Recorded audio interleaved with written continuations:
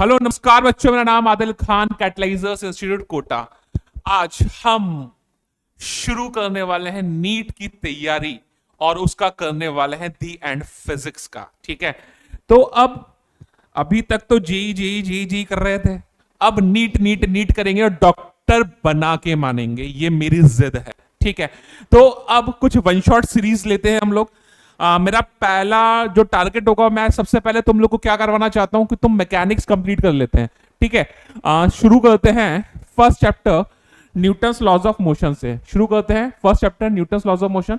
NLM करेंगे, WP करेंगे, circular करेंगे, सीओएम करेंगे, मोमेंटम कंजर्वेशन वाले सारे पार्ट करेंगे, रोटेशन करेंगे, ये सारे पार्ट करने वाले हैं हम लोग जरूर से। ठीक है, तो सबसे पहले स्टार्ट करते हैं हमारा one of the easiest chapter Newton's laws of motion. तो हमारा फर्स्ट चैप्टर जो होने वाला है वो होगा एनएलएम। फर्स्ट चैप्टर जो होगा वो होगा एनएलएम। ठीक है, चलिए शुरू करते हैं, ध्यान दीजिएगा। देखिए, हमारे न्यूटन बाबा थे, हमारे न्यूटन बाबा थे। न्यूटन बाबा ने क्या किया? न्यूटन बाबा ने तीन लॉज दिए। नीट वालों ध्यान दो, न्यूटन बाबा ने तीन लॉज दिए। First law, law of inertia. Second law of momentum. Third law, action reaction. सबसे पहले हम लोग बात करते हैं इनर्शिया। इनर्शिया क्या है? इनर्शिया किसी भी बॉडी की वो प्रॉपर्टी जो उस बॉडी की स्टेट के चेंज होने को अपोज करे, उसको हम लोग क्या बोलेंगे? इनर्शिया। यानी ये हमारे अंदर की मक्कारी है भाई। अगर आप सो रहे हैं तो चाहती है सोने दो, मतलब लेटे हुए तो लेटे रहो, उठ के कहीं मत जाओ। ठीक है, बट ये और दूसरा काम भी करती है। अगर हम लोग कंटिन्यू एक कांस्टेंट वेलोसिटी से मूव कर रहे हैं तो चाहती है कांस्टेंट वेलोसिटी से मूव करते रहो, रुको मत। समझ में आया? तो इनर्शिया किसी भी बॉडी की वो प्रॉपर्टी जो उस बॉडी के स्टेट के चेंज होने को अपोज करे, उसको हम लोग बोलते हैं इनर्शिया। इसका मेजरमेंट होता है मास। मास ज्यादा इनर्शिया ज्यादा, मास कम इनर्शिया कम, पहली चीज। आगे बात समझ में? फर्स्ट लॉ क्या बोलता है? फर्स्ट लॉ ऑफ इनर्शिया क्या बोलता है? अगर कोई बॉडी रेस्ट में है तो रेस्ट में रहेगी, और अगर कोई बॉडी कांस्टेंट वेलोसिटी से मूव कर रही है तो कांस्टेंट वेलोसिटी से मूव करती रहेगी। कब तक? जब तक कि उस पर कोई एक्सटर्नल फोर्स अप्लाई ना कर दिया जाए। जब तक कि कोई उस पर एक्सटर्नल फोर्स अप्लाई ना कर दिया जाए। अगर बॉडी रेस्ट में है तो उसका एक्सेलरेशन कितना है? जीरो। और अगर कोई बॉडी कांस्टेंट वेलोसिटी से मूव कर रही है तो भी उसका एक्सेलरेशन कितना है? जीरो। तो दोनों चीजों को अगर एक ही बात में जोड़ना चाहो तो मैं क्या बोलूंगा कि अगर कोई बॉडी अनएक्सेलरेटेड है तो वो अनएक्सेलरेटेड बनी रहेगी। कब तक? जब तक कि उस पर कोई एक्सटर्नल फोर्स अप्लाई ना कर दिया जाए। आगे बात समझ में? This is the first law. Second law समझने से पहले हम लोग समझ लेते हैं मोमेंटम। हम लोग समझ लेते हैं मोमेंटम। तो मोमेंटम क्या है? सपोज ये कोई बॉडी है, इस बॉडी का जो मास है वो m है और ये v वेलोसिटी से मूव कर रही है, तो इसका जो मोमेंटम होगा p वेक्टर वो होगा m into v vector. p vector is what? m into v vector. Mass का यूनिट हो गया kg, इसका यूनिट हो गया मीटर पर सेकेंड। और ये पक्की बात है, एक वेक्टर क्वांटिटी होने वाली है। ये पक्की बात है, एक वेक्टर क्वांटिटी होने वाली है। ये है मोमेंटम। ठीक है, न्यूटन बाबा का सेकंड लॉ ये बोला, न्यूटन बाबा का सेकंड लॉ बोला कि किसी भी बॉडी पे जो एक्सटर्नल फोर्स होता है वो डायरेक्टली प्रोपोर्शनल होता है rate of change of momentum के। किसका डायरेक्टली प्रोपोर्शनल होता है? Rate of change of momentum के। यानी F external is equal to, proportionality में हटाते हैं, कांस्टेंट लगाते हैं, कांस्टेंट लगा 1, तो F external will be DP vector by dt, यानी d by dt of m v vector में। ये मान के चल रहा हूं अभी इस केस में मास कांस्टेंट है, वेरिएबल मास अलग से समझाऊंगा मैं। मास कांस्टेंट बाहर आ गया तो यहां से f external is equal to m into dv vector by dt, तो ये हो जाएगा f external is equal to m into a vector. f external is what? m into a vector. आगे बात समझ में? ये जो लाइन है भाई, ये जो लाइन है, इस लाइन पे पूरा का पूरा एनएलएम फ्रिक्शन सॉल्व होने वाला है। रोटेशन में भी बहुत यूज आने वाली है और ये बहुत ही इंपॉर्टेंट लाइन है, बहुत ज्यादा यूज होने वाली है। F vector is equal to F external vector is equal to M into A vector, normal सी बात। ठीक है, थर्ड लॉ क्या बोलता है? थर्ड लॉ कहता है, third law is what? Action reaction. Third law is what? Action reaction. ये बोलता है कि अगर किसी बॉडी पर एफ फोर्स लगा तो वो बॉडी भी एफ फोर्स लगाएगी। यानी अगर किसी बॉडी पे कोई एक्शन लगा तो एक रिएक्शन भी होगा। दोनों इक्वल होंगे, अपोजिट होंगे, और एक इंपॉर्टेंट चीज है कि जो दोनों होंगे वो अलग अलग बॉडी पे वर्क करेंगे।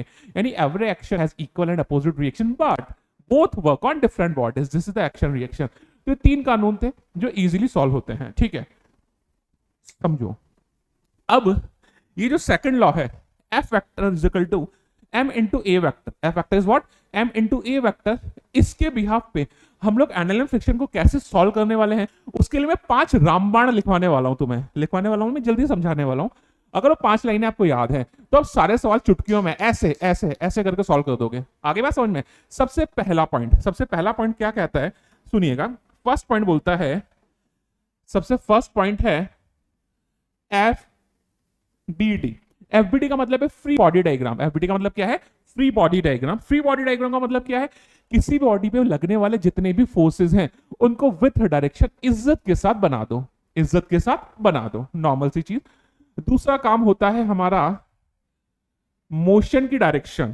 क्या क्या डिसाइड करना है, डायरेक्शन, डायरेक्शन ऑफ, दूसरा काम है हमारा डायरेक्शन ऑफ मोशन, मोशन की डायरेक्शन को डिफाइन करना। तीसरा काम होता है फोर्स देखना, तीसरा काम है फोर्स देखना। यानी अगर फोर्सेस मोशन के अलोंग, मोशन के अपोजिट और मोशन के परपेंडिकुलर है तो उन्हें रहने दो, तो उन्हें रहने दो, ये मैं बोल रहा हूं रहने दो, ठीक है। चौथा पॉइंट है अगर नहीं है, अगर नहीं है तो उन्हें डिवाइड करो, किधर किधर, मोशन के अलोंग, अपोजिट और परपेंडिकुलर डायरेक्शन में। समझ में आया, ये हो गया चौथा पॉइंट। और पांचवा पॉइंट क्या है, पांचवा पॉइंट जो है, किसी भी बॉडी पे एफ नेट निकालो, किसी भी बॉडी पे, सिंगल बॉडी की बात कर रहा हूं, एफ नेट निकालो और उस बॉडी को के मास और एक्सेलरेशन का मल्टीप्लीकेशन का इक्वल रख दो। किसी भी बॉडी के लिए एफ नेट निकालो और उस एफ नेट को उस बॉडी के मास और एक्सेलरेशन का मल्टीप्लीकेशन का इक्वल रख दो, इक्वेशन बना लो, सॉल्व कर लो, इक्वेशन बना लो, सॉल्व कर लो। आगे बात समझ में। तो बेसिकली ये हमारा तरीका रहेगा एनएलएम के इक्वेशन को सॉल्व करने का, ठीक है। पहला काम एफबीडी बनाना है, सारी सारी फोर्सेस को विद डायरेक्शन, प्रॉपर डायरेक्शन आपको शो करना है। दूसरा काम डायरेक्शन डिसाइड करनी है मोशन की। तीसरा काम अगर फोर्सेस मोशन के अलोंग, अपोजिट और परपेंडिकुलर है तो रहने देना है। चौथा काम अगर नहीं है तो उन्हें उन दोनों पर्टिकुलर डायरेक्शन यानी मोशन के पैरेलल, अपोजिट और परपेंडिकुलर डायरेक्शन में डिवाइड कर देना है कंपोनेंट्स में। उसके बाद किसी भी बॉडी पे नेट फोर्स निकालना है मोशन के डायरेक्शन में और उस फोर्स को बॉडी के मास और एक्सेलरेशन का मल्टीप्लीकेशन का इक्वल रख देना है। 5 पॉइंट अगर याद कर लिए तो एनएलएम सॉल्व हो गया। आगे बात समझ में। अब हम लोग समझते हैं फटाफट, आगे देखिए। अब हम लोग धीरे धीरे धीरे धीरे इसकी प्रोफाइल्स कवर कर लेते हैं, धीरे धीरे प्रोफाइल्स कवर कर लेते हैं। ध्यान से समझिएगा, देखिए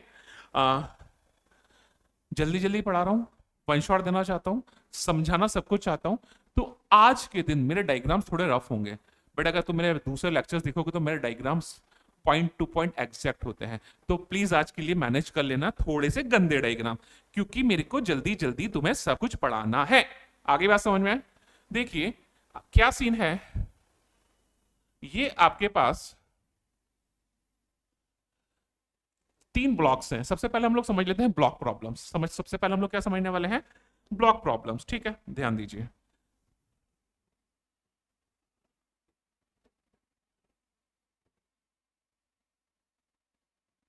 सबसे पहले हम लोग समझने वाले हैं ब्लॉक प्रॉब्लम्स, ठीक है। ये 3 ब्लॉक है, इसका मास m1, इसका मास m2 और इसका मास m3।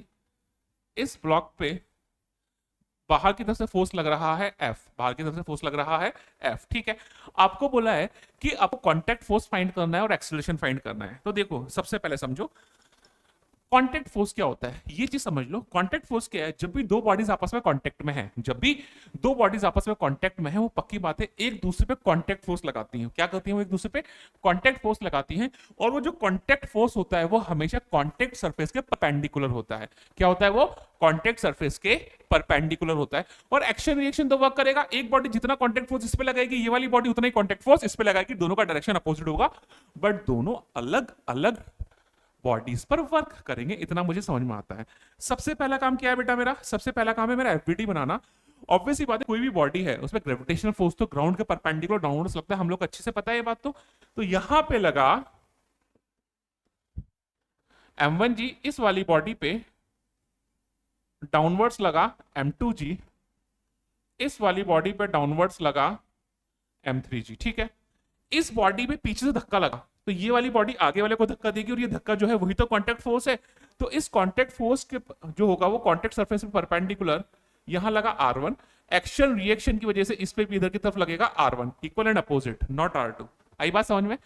ये वाली बॉडी आगे वाली पे कांटेक्ट फोर्स लगाएगी, इसने इस पे लगाया R2, तो इस बॉडी ने इक्वल एंड अपोजिट इस पे लगाया R2, दोनों कॉन्टेक्ट फोर्सेस जो होंगे वो इक्वल एंड अपोजिट होने वाले हैं। आगे बात समझ में, ये बन गया मेरा FBD। क्या और कोई फोर्स दिख रहा है क्या तुम्हें यहाँ पे?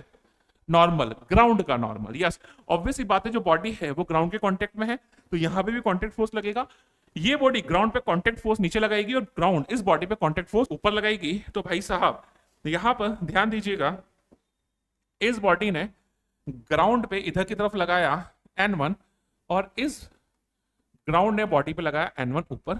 यहां पे इस बॉडी ने ग्राउंड पे लगाया N2, तो ग्राउंड ने इस बॉडी पे लगाया N2, इस बॉडी ने ग्राउंड पे लगाया N3। अरे भाई कैटलाइजर्स पे चला गया N3, तो कोई बात नहीं। आगे बात समझ में, ये सारे फोर्सेस बन गए, ठीक है। इसके अलावा मुझे तो यहाँ पे कोई भी और फोर्स नहीं दिख रहा, ठीक है। ये हो गया मेरा पहला काम, FBD बन गया। दूसरा काम, decide the direction of motion. तो ऑब्वियस ही बात है, ये सिस्टम है, F एक्सटर्नल फोर्सेस सिस्टम पे इधर लगा, तो सारा का सारा सिस्टम आगे ही जाएगा भाई। जब सारा का सारा सिस्टम आगे जाएगा तो इस सिस्टम का आगे की तरफ, इधर की तरफ जो मोशन होगा और इसका आगे की तरफ एक्सेलरेशन मैंने बोल दिया कितना हो गया, A। ये दूसरा काम हो गया।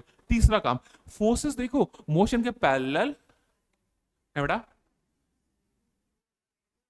वेक्टर, ठीक है। डायरेक्शन वैसे शो कर देना मैंने एरो से, कोई फर्क नहीं पड़ रहा, ठीक है। आगे क्या बोल रहा हूं मैं, आगे का काम क्या है मेरा, मोशन के, अगर फोर्सेस मोशन के अलोंग है, अपोजिट है, परपेंडिकुलर है, तो रहने दो यार। यहां पे देखो जितने भी फोर्सेस है या तो मोशन के अलोंग है या एंटी पैरेलल है, अपोजिट है, या परपेंडिकुलर है, रहने दिया। चौथा पॉइंट काम में नहीं आया, चौथा पॉइंट काम में नहीं आया। आगे बात समझ में। अगला पॉइंट क्या कहता है, अगला पॉइंट ये कहता है कि किसी भी बॉडी पर मोशन के अलोंग नेट फोर्स फाइंड करो और उसको उस बॉडी के मास और एक्सेलरेशन के इक्वल रख दो, यही बोलता है अगला पॉइंट। तो जो अगला पॉइंट मेरा बोला, उस अगले पॉइंट के अकॉर्डिंग इस बॉडी पे देखो, F लग रहा है आगे, R1 लग रहा है पीछे, बॉडी किधर जा रही है, आगे, तो आगे की तरफ नेट फोर्स होगा F माइनस R1। क्या होगा, F माइनस R1। तो फर्स्ट बॉडी के लिए हो गया F minus R1 is equal to mass into acceleration. समझ में आ गया, हॉरिजॉन्टल डायरेक्शन में मोशन है, मोशन के अलोंग नेट फोर्स निकाल दिया, उसे बॉडी के मास इंटू एक्सेलरेशन के प्रोडक्ट के इक्वल रख दिया। आगे बात समझ में। सेकंड बॉडी पे देखो, ये वाला R1 लग रहा है आगे, ये वाला R2 लग रहा है पीछे, बॉडी किधर जा रही है, आगे, तो आगे की तरफ नेट फोर्स बचा R1 माइनस R2, तो उस पे हो गया R1 minus R2 is equal to M2 into A, equation 2 हो गई, ठीक है। आप बोलोगे यार इस बॉडी पे F भी तो लग रहा है, नहीं बॉस, फ्री बॉडी डायग्राम में डायरेक्ट फोर्स होते हैं सिर्फ उनको कंसीडर करने वाले हैं हम लोग, ठीक है। ये F फर्स्ट बॉडी पे लग रहा है, इस F की वजह से ही तो सेकंड बॉडी पे R1 आया है, तो उसका इफेक्ट R1 में कंसीडर कर लिया है मैंने। आगे बात समझ में, ठीक है। थर्ड बॉडी पे हम लोग बात करें, थर्ड बॉडी पे R2 लग रहा है आगे, पीछे की तरफ तो कुछ भी नहीं है भाई, तो थर्ड बॉडी पे मोशन के अलोंग नेट फोर्स जो होगा वो होगा R2 is equal to M3 into a, तो थर्ड बॉडी पे हो गया R2 is equal to M3 into a, ये होगी इक्वेशन 3। आगे बात समझ में, आगे बात समझ में। तो ये बहुत ही आसान सा काम हो गया, ठीक है। तीन इक्वेशन सॉल्व कर लो, तीनों को ऐड कर दो, R1 R1 cancel, R2 cancel, मेरे पास एक्सेलरेशन आ जाएगा, कर दूंगा मैं आराम से, कोई दिक्कत वाला बात मेरे पास नहीं है। एक तरीका और है, एक तरीका है एज अ सिस्टम, एक तरीका और है as a system. As a system में हम लोग बाबा क्या करने वाले हैं एज अ सिस्टम में, यार मेरा फेवरेट हरा कलर होता था यहाँ पे, मेरा फेवरेट एक हरा कलर होता था, किसने मेरा हरा कलर उड़ा दिया।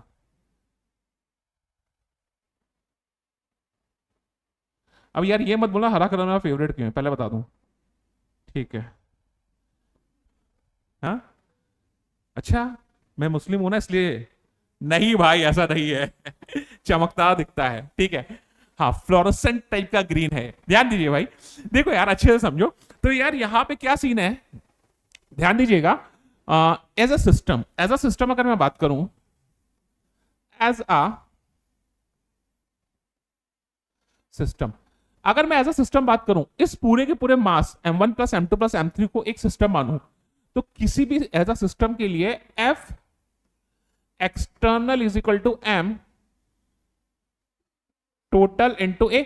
यहां पे किन्हीं भी दो बॉडीज का आपस में रिलेटिव मोशन नहीं है, सब आपस में रिलेटिवली सेम एक्सेलरेशन से मूव कर रहे हैं, या रिलेटिवली रेस्ट में बोल सकता हूं मैं, रिलेटिव रेस्ट में नहीं बोलूंगा, सेम एक्सेलरेशन से मूव कर रहे हैं, ठीक है। आगे बात समझ में। तो यहाँ पे अगर इसको मैं पूरा का पूरा सिस्टम मानूं, तो एक्स्ट्रा ये R1 इंटरनल फोर्स है, R2 इंटरनल फोर्स है, सिर्फ ये F जो है वो एक्सटर्नल फोर्स होगा। तो किसी भी बॉडी पर F एक्सटर्नल जो होता है वो कितना होता है, M टोटल इंटू ए। M टोटल कितना हो जाएगा, यहां से F एक्सटर्नल हो गया F, ये हो जाएगा M1 plus M2, plus m3 into a, तो यहां से एक्सेलरेशन आ जाएगा। इन तीन इक्वेशन से भी वही आएगा, जोड़ के देख लो जो ये आ रहा है। तो आप ऐसे डायरेक्ट एक्सेलरेशन में निकाल सकते हो, ए का वैल्यू कहीं भी रख दोगे तो r1 आ जाएगा और आपके पास r2 आ जाएगा। वर्टिकल डायरेक्शन की भी बात कर लेता हूं ताकि आपको चीजें समझ में आ जाए। वर्टिकल डायरेक्शन की भी बात कर लेता हूं। क्या ये बॉडी हवा में उड़ती हुई ऊपर जा रही है क्या? नहीं। क्या ये बॉडी गड्ढा खोद के जमीन में घुस रही है क्या? नहीं। तो इस बॉडी पे नीचे की तरफ फोर्स है m1g और ऊपर की तरफ फोर्स है n1। ना बॉडी ऊपर जा रही है, नहीं बॉडी नीचे जा रही है, यानी upward force is equal to downward force, यानी n1 जो होगा किसके बराबर हो जाएगा? m1g। n2 किसके बराबर हो जाएगा? m2g। और n3 किसके बराबर हो जाएगा? m3g। आगे बात समझ में है? यानी n1 is equal to m1g, n2 is equal to m2g, n3 is equal to n3g। ये यहां पे तो काम नहीं आएगा, बट जब वर्टिकल मोशन होगा तब काम में आएगा, या फिर फ्रिक्शन होगा तब काम में आएगा। क्या फर्स्ट प्रोफाइल समझ में आया? जल्दी से अगले प्रोफाइल पे चलते हैं, जल्दी से। हाँ भाई देखिए फटाफट अगली प्रोफाइल पे चलते हैं। ये वाली प्रोफाइल थी ब्लॉक प्रॉब्लम्स, अगली वाली है string plus block problems.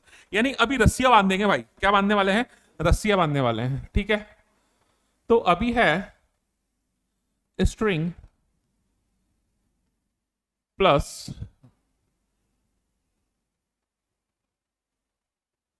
Block problems, ठीक है। देखो यार यहां पे सीन देखो फटाफट।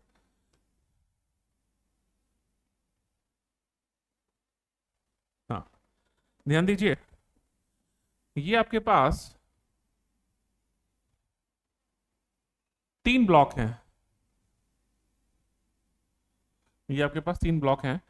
ये एक रस्सी से यहां जुड़ा हुआ है, ये दूसरी रस्सी से यहां जुड़ा हुआ है। इसका मास m1, इसका मास m2, इसका मास m3, और यहां पे फोर्स लग रहा है F, फोर्स लग रहा है F, ठीक है। पहले भी ऐसा ही था क्या? ठीक है। अब देखिए रस्सी का समझ ले, रस्सी है, रस्सी पकड़ो, ये मैंने हाथ में एक रस्सी पकड़ो, खींचो, जोर से खींचो, अरे खींचो। किधर खींच रहे हो? मेरी तरफ खींच रहे हो ना। कैसे खींचे? रस्सी ने खींचा, रस्सी ने कुछ फोर्स लगाया होगा, इसे बोलते हैं टेंशन। ये जो टेंशन फोर्स है, उस टेंशन ने तुम्हें मेरी तरफ खींच लिया कैमरे से निकाल के, समझ रहे हो ना। यानी जो टेंशन फोर्स लगता है वो हमेशा ऑब्जेक्ट से आउटवर्ड लगता है। आगे बात समझ में? अगर तुम मेरे को खींचोगे, खींच तो नहीं पाओगे, पर कोशिश करोगे तो मैं ऐसे आगे खींचूंगा, पक्की बात है। तो जो टेंशन फोर्स लगता है वो हमेशा ऑब्जेक्ट से आउटवर्ड लगता है। ये चीज समझ में आया? यानी रस्सी जब भी खींच जाएगी, टेंशन लगाएगी, तो हमेशा स्ट्रिंग का लॉन्ग ऑब्जेक्ट से आउटवर्ड टेंशन लगेगा। पहली चीज। दूसरी चीज, अगर स्ट्रिंग आइडियल है, अगर स्ट्रिंग आइडियल है तो हर पॉइंट में जो टेंशन होगा वो सेम रहने वाला है। आइडियल स्ट्रिंग बोले तो मासलेस, आइडियल स्ट्रिंग बोले तो मासलेस। आगे बात समझ में? पहला काम क्या करना है रे बाबा? एफबीडी बनाना है। एफबीडी बना दे। ये हो गया m1g, ये हो गया नॉर्मल, ये हो गया नॉर्मल, ठीक है। यहां पे ये हो गया m2g, ये हो गया n2, ये हो गया n2। यहां पे m3g, यहां पे ये n3, यहां पे ये n3। आगे बात समझ में? स्ट्रिंग पे टेंशन कितना लगता है? ऑब्जेक्ट से आउटवर्ड, और स्ट्रिंग सेम है तो टेंशन हमेशा हर पॉइंट पे सेम होगा। T1 इधर लगा तो इस पे T1 इधर लगा। आगे बात समझ में? ऑब्जेक्ट से आउटवर्ड। इस पे T2 इधर लगा तो इस पे T2 इधर लगा। आगे बात समझ में? पहला काम हो गया। दूसरा काम क्या है? अरे यार ये फोर्स क्या पूरे सिस्टम को उधर खींचेगा? तो डायरेक्शन ऑफ मोशन डिसाइड कर लो। डायरेक्शन ऑफ मोशन पक्की बात है इधर जाने वाली है एक्सीलरेशन से। आगे बात समझ में? पक्की बात है। तीसरा काम क्या है? सारे फोर्सेस देख लो, क्या मोशन के अलोंग, अपोजिट और परपेंडिकुलर है क्या? यस है। या तो मोशन के अलोंग है, या अपोजिट है, या परपेंडिकुलर, कुछ भी डिवाइड नहीं करने का रे बाबा, नहीं करने का। तीसरा पॉइंट। चौथा पॉइंट काम में नहीं आया। पांचवा पॉइंट क्या है? हर बॉडी पे नेट फोर्स निकालो, किधर? मोशन के अलोंग, उसे किसके बराबर रखो? मास इनटू एक्सीलरेशन के बराबर रख दो। फर्स्ट बॉडी पे देखो F लग रहा है आगे, T1 लग रहा है पीछे। F लग रहा है आगे, T1 लग रहा है पीछे। बॉडी पे F लग रहा है आगे और T1 लग रहा है पीछे। तो फर्स्ट बॉडी के लिए F minus T1 is equal to उसका mass into acceleration m1 into a, equation 1। Second body पे देखो, ये वाला T1 लग रहा है आगे, T2 लग रहा है पीछे, बॉडी आ रही है इधर आगे की तरफ, तो ये हो गया T1 minus T2 is equal to m2 into a, equation 2, ठीक है। थर्ड बॉडी पे देख लो, T2 ये वाला लग रहा है आगे, पीछे की तरफ कोई फोर्स नहीं है, यानी T2 जो हो जाएगा वो किसके बराबर हो जाएगा? T2 जो हो जाएगा वो हो जाएगा M3 इंटू ए इक्वेशन 3। आगे बात समझ में? ठीक है, ऑब्वियस सी बात है, वर्टिकल डायरेक्शन में कोई मोशन नहीं, यानी N1 M1G, N2 M2G के बराबर, N3 M3G के बराबर, यानी N1 is equal to M1G, N2 is equal to M2G और N3 is equal to M3G। This is the equation 4 मान लो। ठीक है, सिस्टम भी मान ले। अगर सिस्टम मानो M1 M2 M3 को एक ही सिस्टम मानो तो यार ये वाले टेंशन इंटरनल फोर्स हो गया, ये वाला टेंशन इंटरनल फोर्स हो गया, एक्सटर्नल फोर्स कौन सा है? Only F। तो as a system F external is equal to M total into A। F external is what? F। M total is what? M1 plus M2 plus M3 into A। चाहो तो direct acceleration यहां से निकालो, चाहो तो इन तीनों को जोड़ दो, एक्सेलरेशन यहां से निकालो। This is the string plus block problem. अगले प्रॉब्लम पे चलते हैं। अगला प्रॉब्लम है, अगला प्रॉब्लम है पुल्ली प्रॉब्लम। कौन सा प्रॉब्लम? Pulley problem. तो पुल्ली प्रॉब्लम देख ले भाई फटाफट। देखो,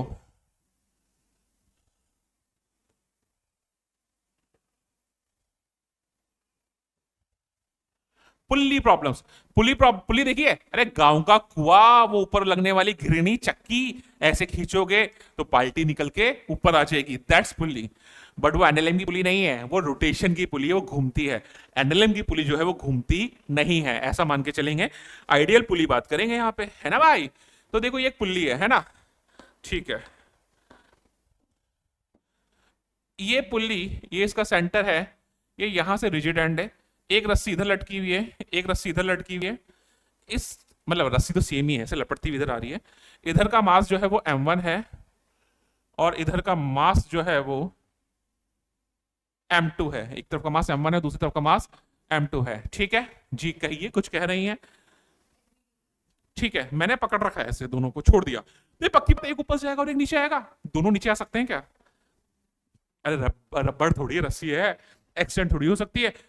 तो या तो एक ऊपर जाएगा एक नीचे आएगा, या एक ऊपर जाएगा एक नीचे आएगा ना। अल्टीमेटली एक ऊपर जाएगा और एक नीचे आने वाला है। ठीक है, दोनों का एक्सप्रेशन सेम हुआ क्या? हाँ बोल, क्यों होगा? इस कंडीशन में होगा क्योंकि पुली जो है वो रिजिड है, मूवेबल नहीं है। क्यों? रस्सी ना तो एक्सटेंड हो सकती है ना कंप्रेस हो सकती है। अगर ये पुली मूव नहीं कर रही है तो टी टाइम में ये वाला ब्लॉक जितना ऊपर जाएगा, टी टाइम में ये ब्लॉक उतना ही नीचे आएगा। सेम टाइम में डिस्प्लेसमेंट सेम होगा तो एक्सेलरेशन सेम होने वाला है, पक्की बात है। पहला काम क्या करना है? एफबीडी बना लेना है। एफबीडी बना लेते हैं तो यहां पर M1G लगा नीचे, टेंशन लगा टी, इस पे M2G लगा नीचे। अरे स्ट्रिंग तो पूरी की पूरी सेम ही है, तो टेंशन हर पॉइंट पर सेम होने वाला है। एक्सेलरेशन का जो मैग्नीट्यूड है वो भी सेम रहने वाला है, डायरेक्शन अपोजिट होगी। एक बॉडी नीचे आई, मैंने बोला ये बॉडी नीचे आ रही है तो इसका एक्सेलरेशन ए नीचे की तरफ है, तो ये बॉडी ऊपर जाएगी तो इसका सेम एक्सेलरेशन मैग्नीट्यूड ए ही होगा, ऊपर की तरफ होगा। पक्की बात है, पक्की बात है। ये बॉडी किधर आ रही है? नीचे, तो नीचे की तरफ नेट फोर्स कितना बचा? M2G माइनस टी, और किसके बराबर होगा? मास इनटू एक्सेलरेशन। तो इस बॉडी की इक्वेशन बनी, इस बॉडी की इक्वेशन बनी M2G minus T is equal to M2A। आगे बात समझ में? M2G minus T is equal to M2A। ये बॉडी किधर जा रही है? ऊपर जा रही है। जब ये बॉडी ऊपर जा रही है तो T minus M1G M1A equation 2। दोनों इक्वेशन को ऐड कर लो तो एक्सेलरेशन आ जाएगा, डिवाइड करके क्रॉस मल्टीप्लाई कर दो तो टेंशन आ जाएगा। कर लोगे? तो ये था पुली प्रॉब्लम। अगला समझ लेते हैं। अगला है inclined plane problem. Inclined plane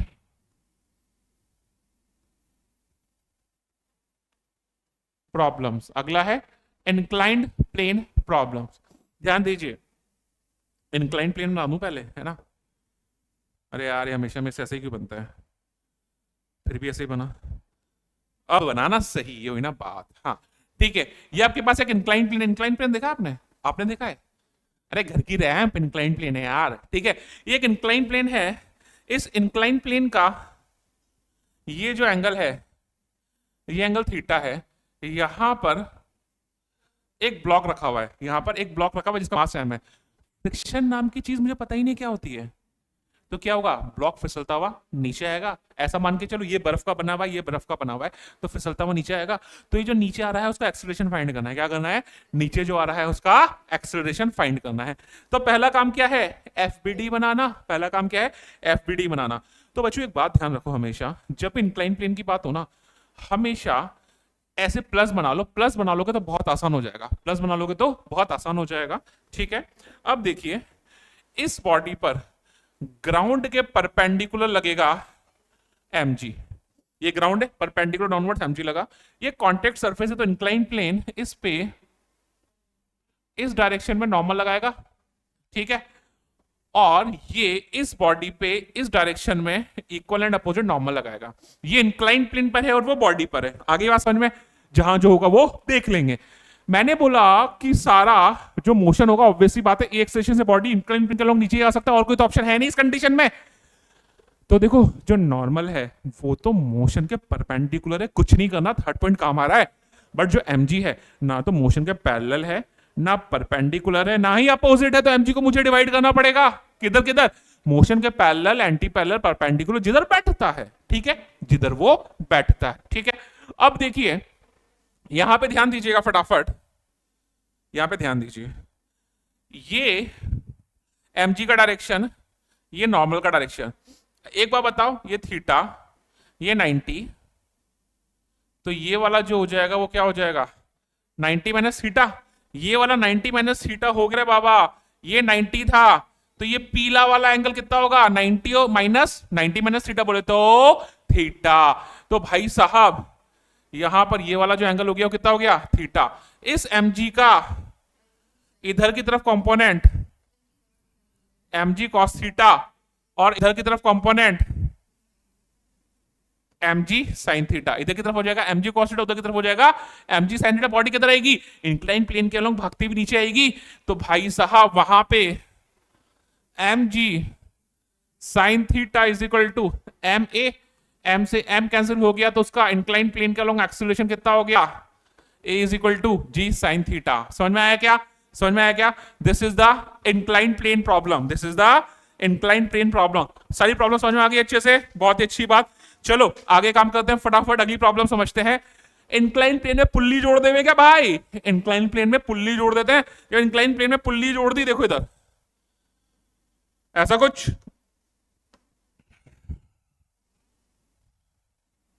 ये पुल्ली है। ठीक है,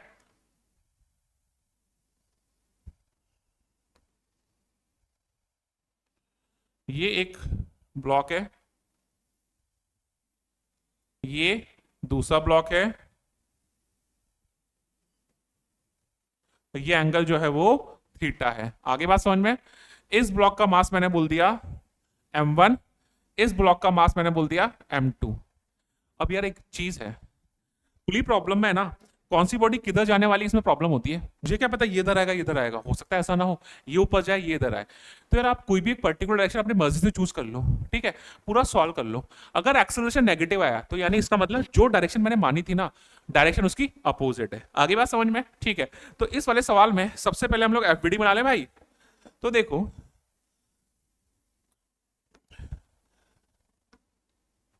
प्लस बनाओ, प्लस बनाने से मजा आता है। यहां पे लगा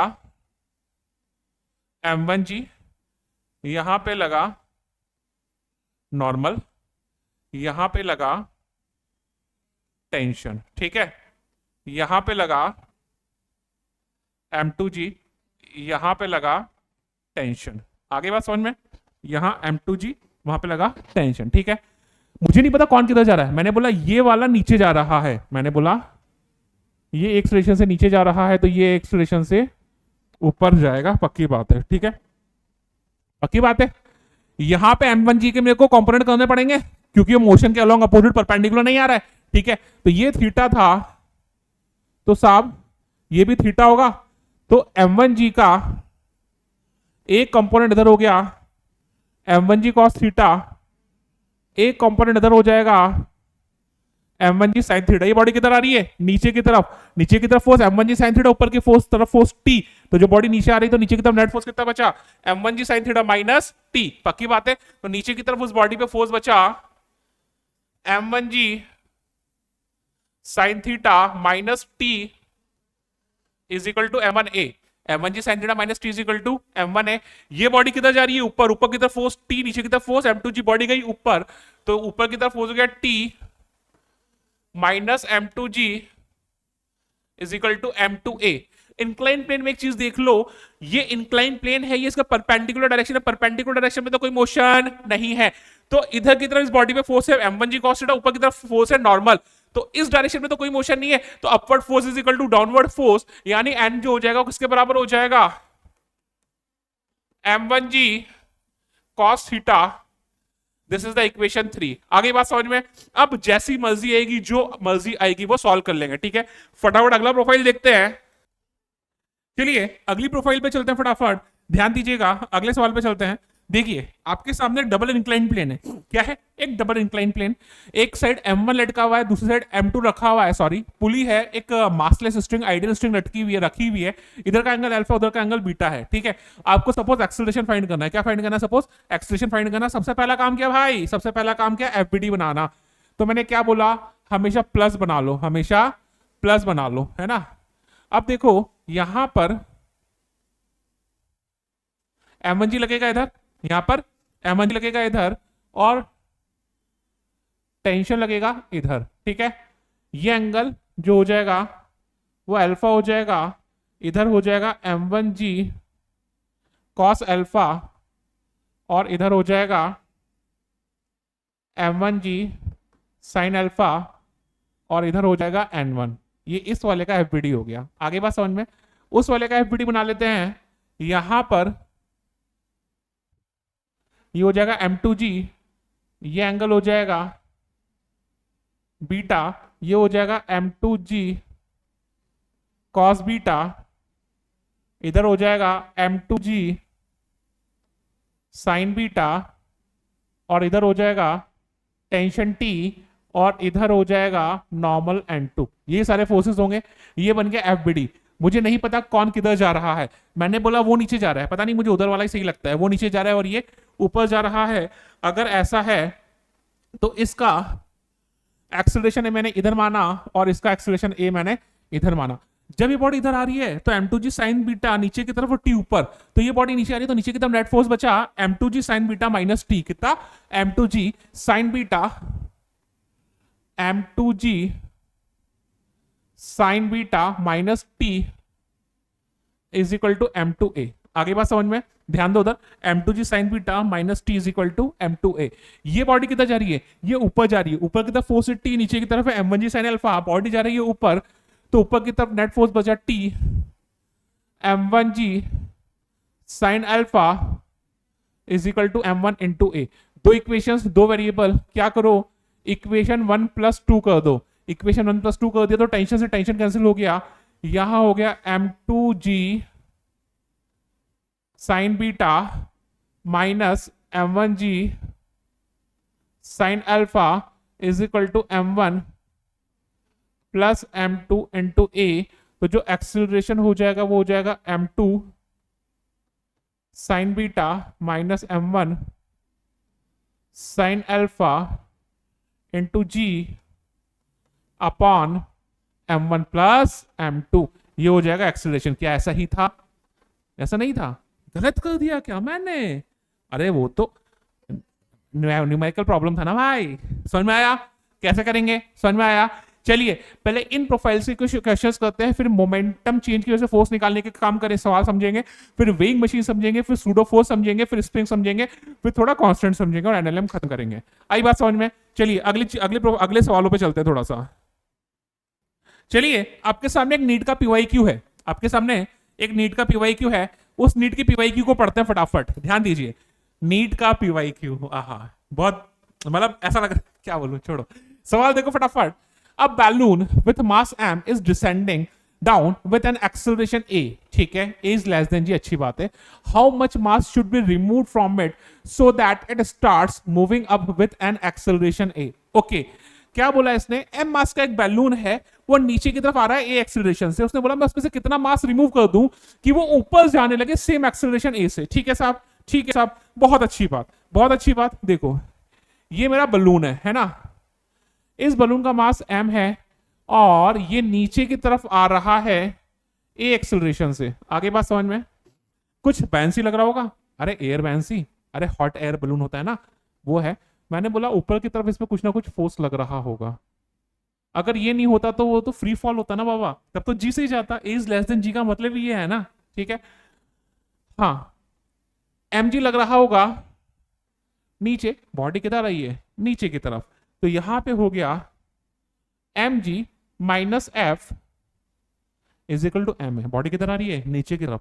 नीचे की तरफ फोर्स एम जी, ऊपर की तरफ एफ। नीचे की तरफ नेट फोर्स कितना बचा, m ji minus F. M ji minus F is equal to mass into acceleration. तो m ji minus F is equal to M A. तो यहां से m ji minus M a is equal to F. Equation 1 लिख के छोड़ दिया मैंने। क्या क्या, इक्वेशन 1 लिख के मैंने छोड़ दिया। अब क्या बोल रहा है, how much mass should be remove from it so that it starts moving up when same acceleration a. इससे मैं कितना मास निकाल दूं, इससे मैं कितना मास निकाल दूं? तो देखो मैंने बोला एक्स मास मैंने निकाल दिया। क्या क्या मैंने, एक्स मास निकाल दिया। तो ऊपर की तरफ लग रहा था फोर्स एफ एफ। अब ये ऊपर जाना चाहिए सेम एक्सेलरेशन ए से। अब ये ऊपर जाना चाहिए सेम एक्सेलरेशन ए से। नीचे की तरफ लगा m माइनस एक्स इंटू जी। बॉडी कितना जा रही है, ऊपर। ऊपर जा रही है तो ऊपर की तरफ फोर्स F, नीचे की तरफ F m minus x g. तो ऊपर की तरफ नेट फोर्स बचा F minus m minus x g is equal to m minus x into a. पक्की बात है, पक्की बात है। F का वैल्यू वो रहा, F का वैल्यू वो रहा, उठा के यहां डाल दूं तो ये हो जाएगा m ji minus M a minus M g plus x g is equal to M a minus x a. ठीक है साहब, ठीक है साहब। कुछ कट रहा है क्या, एम जी से एम जी कट गया है ना, ठीक है। मुझे एक्स चाहिए ना, ठीक है। उधर से एक्स इधर आ गया, ठीक है, प्लस हो गया तो ये हो गया एक्स, ये हो गया जी प्लस ए। एम ए उधर है, माइनस एम ए उधर चला गया तो ट्वाइस एम ए। तो यहां से जो एक्स आ गया वो आ गया twice m a upon g plus a. तो यस, फर्स्ट ऑप्शन जो है वो आपका सही है, twice m a upon g plus a. एकदम हलवा सवाल था भाई, एकदम हलवा लल्लू सवाल था, नीट का पीवाईक्यू था। अगले सवाल पे चलते हैं। देखिए अगला सवाल क्या कर रहा है, ये भी नीट का पीवाईक्यू है। क्या कह रहा है, अ box of mass m, mass 5 kg is pulled up by a cord along a frictionless plane inclined at 30 degree with the horizontal. The tension in the cord is 30 Newton. The acceleration of the box. ठीक है, अरे यार कुछ नहीं, बहुत easy सा question है। क्या कह रहा है ये कह रहा है, हाँ क्या कह रहा है, ये एक ब्लॉक था यहाँ पे ये एक ब्लॉक था, पक्की बात है। इस पे टेंशन, एक कॉर्ड है, उससे ऊपर की तरफ इसे खींच रहे हैं, 30 न्यूटन का फोर्स लग रहा है उस पे, ये बोला इसने। इसका मास जो है, ये सबसे पहले जो एंगल ऑफ इंक्लिनेशन जो है वो है 30 डिग्री, ठीक है। प्लस बना लो, काम आसान हो जाएगा। इधर लगेगा 5G, ये एंगल हो गया 30 डिग्री। इधर की तरफ हो जाएगा 5G साइन 30। सवाल ने बोला है कि ये ऊपर की तरफ जा रहा है कुछ एक्सेलरेशन से, वो एक्सेलरेशन मुझे फाइंड करना है। ये 5G इधर की तरफ लगेगा 5G cos 30, इधर की तरफ लगेगा n। इतना यूज करना नहीं है मेरे को, सीधी बात है। बॉडी किधर जा रही है, ऊपर की तरफ। तो ऊपर की तरफ जो नेट फोर्स है बाबा, 30 ऊपर लग रहा है, 5G साइन 30 नीचे लग रहा है, तो ऊपर की तरफ नेट फोर्स हो 30 minus 5G sine 30 is equal to mass into acceleration. 30 minus 5G sine 30 is equal to mass into acceleration. तो ये हो गया भाई 30 minus 50 sine 30 1/2 is equal to 5 into a. तो ये हो गया 25, 30 माइनस 25 हो गया 5 is equal to A 5A, यानी ए जो हो जाएगा वो हो जाएगा 1 मीटर पर सेकंड स्क्वायर। तो इसका जो आंसर है वो कितना है, 1 मीटर पर सेकंड स्क्वायर। ये भी नीट का पीवाईक्यू था। अगले सवाल पे चलते हैं। एक और नीट का पीवाईक्यू लेते हैं आपके सामने। सवाल क्या कह रहा है, a horizontal force 10 newton is applied to a block A as shown in figure, the mass of block A and B are 2 kg and 3 kg respectively, the blocks slide over a frictionless surface, the force exerted by block A on block B. यानी कुल मिला के इन दोनों के बीच contact force, contact reaction find करना है। यार मैंने बोला पूरा का पूरा सिस्टम ए एक्सेलरेशन से आगे गया, इस बॉडी ने इस पे R1 आगे लगाया और इस बॉडी ने इस पे contact force equal and opposite R1 पीछे लगाया। तो सबसे पहले एज अ सिस्टम मान लूं ताकि मेरे पास थोड़ा आसान हो जाएगा चीजें करना। एज अ सिस्टम मानूं तो F external is equal to M total into A, M total तीनों दो 5, यानी यहां से जो एक्सेलरेशन हो गया वो हो गया 2 मीटर पर सेकंड स्क्वायर। एक्सेलरेशन कितना हो गया 2 मीटर पर सेकंड स्क्वायर। इस वाले ब्लॉक के लिए बात करूं तो इस ब्लॉक को आगे कौन लेके जा रहा है, ओनली R1। तो इस बॉडी पे मोशन के लोग नेट फोर्स है R1 is equal to mass into acceleration. तो यहां से जो R1 आ जाएगा वो हो जाएगा मास कितना है 3 इंटू एक्सेलरेशन, बोले तो जो R1 आ गया वो आ गया 6 न्यूटन। तो इसका आंसर जो था वो था 6 न्यूटन। ये भी नीट का पीवाईक्यू था। एक और सवाल देखते हैं, अगले नीट की पीवाईक्यू पे चलते हैं। एक पुली है, एक तरफ 4 kg लटका हुआ है, दूसरी तरफ 6 kg लटका हुआ है। आपके पास क्या बोल रहा है, the acceleration of the system in terms of acceleration due to gravity. System का एक्सेलरेशन फाइंड करना है। यार यहाँ पे थोड़ा सा है ना टेक्निकल गलत बोल रहा है, सिस्टम का एक्सेलरेशन नहीं, किसी ब्लॉक का एक्सेलरेशन फाइंड करना होगा। ऐसे सिस्टम का एक्सेलरेशन फाइंड करना होता तो मतलब सेंटर मास का करना होता, फिर तो सेंटर मास भी घुस जाता। नहीं, किसी एक ब्लॉक का बात करते हैं, देखेंगे अगर आंसर आ गया तो ठीक है, वरना अपने अकॉर्डिंग काम करेंगे। ठीक है, तो देखो सबसे पहले हम लोग को पता है इधर लगेगा 6G, इधर लगेगा T, ये पक्की बात है। इधर लगेगा 4G, इधर लगेगा T। जनरली लोग बोलेंगे ये वाला ए एक्सेलरेशन से नीचे आएगा और ये वाला ए एक्सेलरेशन से ऊपर जाएगा। जनरली ये बोलेंगे ये सिस्टम नीचे आ रहा है, 6G नीचे T ऊपर, नीचे कितना नेट फोर्स हो गया 6G माइनस T, कितना हो जाएगा 6G minus T is equal to 6A। ठीक है, ये वाला ब्लॉक ऊपर जा रहा है, ऊपर लग रहा है T, नीचे लग रहा है 4G, ऊपर की तरफ नेट फोर्स बचा T माइनस 4G, कितना बचा T minus 4G is equal to 4A। Equation 1, equation 2, equation 1 और 2 को ऐड कर देता हूं भाई। इक्वेशन 1 और 2 को ऐड कर दिया तो टेंशन से tension cancel, 6G minus 4G कितना हो गया 2G is equal to 6 plus 4 यानी 10A, यानी ये हो जाएगा 20/10। जी की टर्म में आ रहा है ना, ये तो बहुत ही अच्छी बात है। अगर जी की टर्म में आ रहा है तो जी की टर्म में निकाल लेते हैं, कोई दिक्कत नहीं है। ठीक है, तो यहां से जो एक्सेलरेशन हो जाएगा वो हो जाएगा 2G/10, बोले तो ऐसा ही आंसर है। तो जो आंसर हो गया G/5। इजी क्वेश्चन था। अरे यार नीट में तो बहुत ही आसान सवाल आते हैं यार। अगले सवाल पे देखते हैं। देखिए अगला नीट का पीवाईक्यू देखिए क्या बोल रहा है, 3 block A, B and C of mass 4 kg, 2 kg and 1 kg respectively are in contact on a frictionless surface as shown in figure. If force of 40 Newton is applied on the 4 kg block, then the contact force between A and B.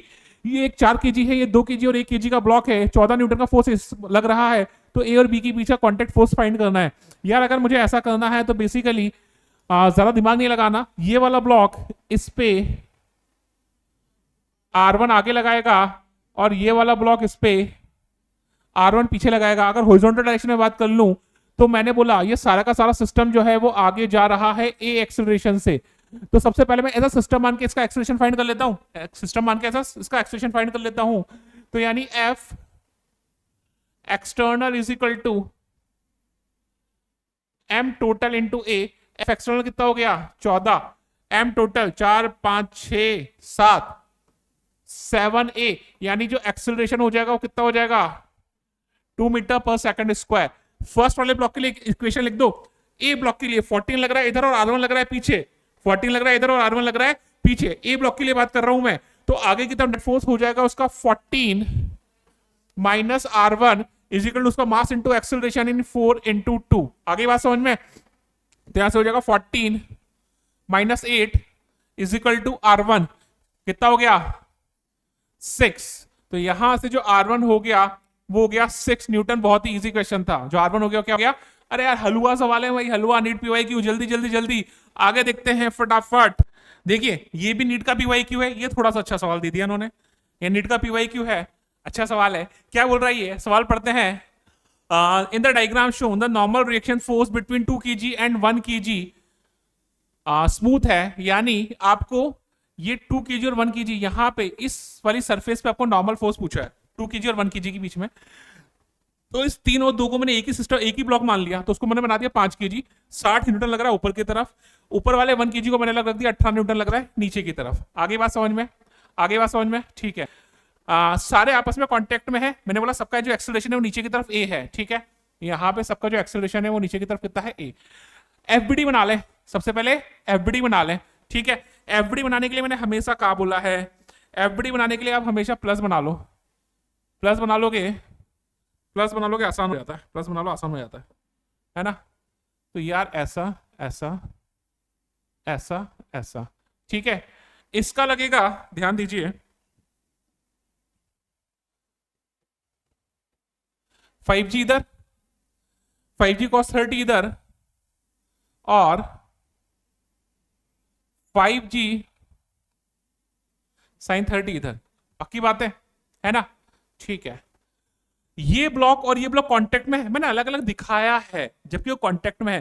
Contact में है तो ये वाला block इस पे नीचे की तरफ फोर्स लगाएगा नॉर्मल रिएक्शन, और ये इस पे ऊपर की तरफ फोर्स लगाएगा ऐसे नॉर्मल रिएक्शन। इतना समझ में आ गया, इतना समझ में आ गया।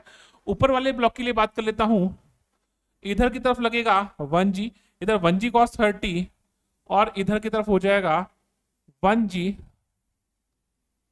sin 30, ठीक है। इसके अलावा मुझे और कोई फोर्स दिख नहीं रहा। मैं लोअर ब्लॉक के लिए बात कर लूं, मैं लोअर ब्लॉक के लिए बात कर लूं, मैंने बोला लोअर ब्लॉक ए एक्सेलरेशन से नीचे आ रहा है, तो नीचे की तरफ फोर्स कितना हो गया, 5G sin 30 हो गया, नॉर्मल हो गया, है ना। और 60 न्यूटन जो हो गया वो ऊपर की तरफ हो गया, और नीचे आया है ए एक्सेलरेशन से। तो इसकी इक्वेशन में सॉल्व कर लेता हूं भाई मेरे। तो नीचे वाले ब्लॉक के लिए मोशन की डायरेक्शन में नेट फोर्स 5G sin 30, इधर लिखता हूं 5G sin 30 नीचे लगा, ये वाला नॉर्मल भी नीचे लगा, प्लस एन 60 न्यूटन ऊपर लगा, यानी minus 60 is equal to 5 into a, ठीक है, ठीक है साहब। 5G sin 30 कितना होगा बेटा, 50 sin 30 1/2, यानी कितना हो गया 25। 60 माइनस 25 बोल, जल्दी बोल। 60 माइनस 25 कितना हो गया 35, यानी ये हो जाएगा एन, ये नेगेटिव है ना, minus 35 is equal to 5A। एक बार देख लो, एक बार देख लो, ठीक है। ऊपर वाले ये हो गई इक्वेशन 1, ठीक है, ध्यान समझिए, हाँ ठीक है। ऊपर वाले ब्लॉक के लिए देखो, ऊपर वाले ब्लॉक के लिए 1G sin 30 नीचे, 18 नीचे और नॉर्मल ऊपर, ठीक है। तो ऊपर वाले ब्लॉक के लिए अगर हम लोग बात कर लें, तो ऊपर वाले ब्लॉक के लिए नीचे के नेट फोर्स हो गया 1G sin 30 नीचे, 18 भी नीचे, नॉर्मल ऊपर, minus N is equal to, उसका मास कितना है 1 into acceleration A, 1 into acceleration ए।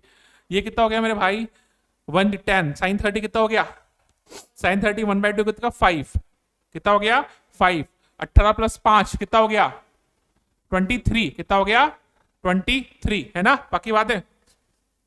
तो ये हो गया 23 minus N is equal to 1A, this is the equation 2, पक्की बात है।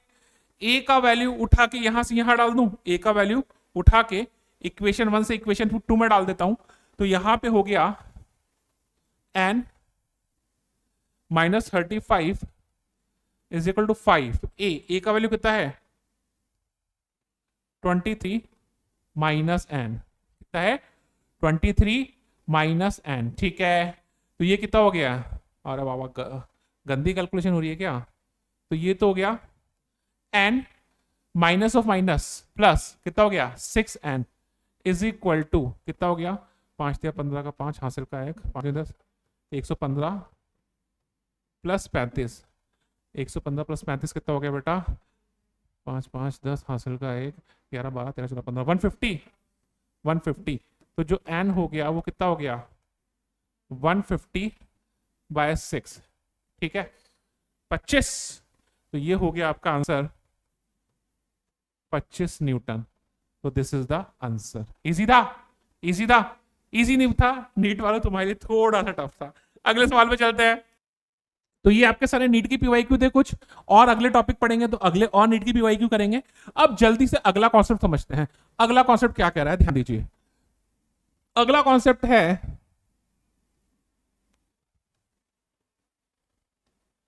वेइंग।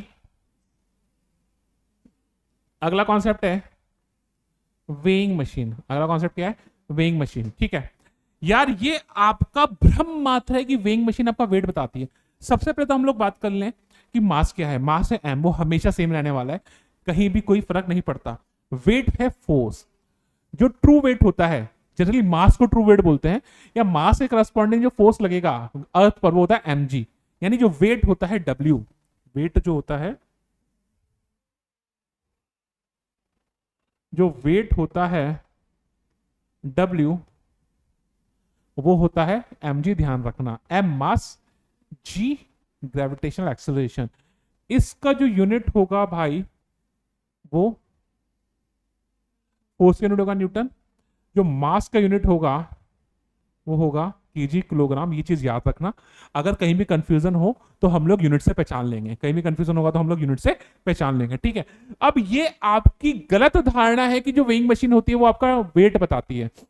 वो आपका वेट ही नहीं बताती। पहली बात, वो क्या बताती है, अगर आप वेइंग मशीन में खड़े हुए, उसका पहिया घुमा करके एक जगह आकर रुक गया और उसने एक कांटा बता दिया, भैया आप जो है वो मैं 150 किलोग्राम के हैं, ऐसा। तो जो 150 किलोग्राम बताया ना उसने, वो उसने वेट नहीं बताया, उसने ये बताया कि मैं उसमें कितना फोर्स लगा रहा हूं। तो वेइंग मशीन हमेशा उस पर कितना फोर्स एक्सर्ट कर रहे हैं हम, वो बताती है। वो हमारी किस्मत अच्छी है कि हम लोग अगर वर्टिकल मोशन में नहीं है तो वो mg के बराबर हो जाता है। वो कैसे, वो समझते हैं। देखिए वो कैसे हुआ, यानी वैन वैन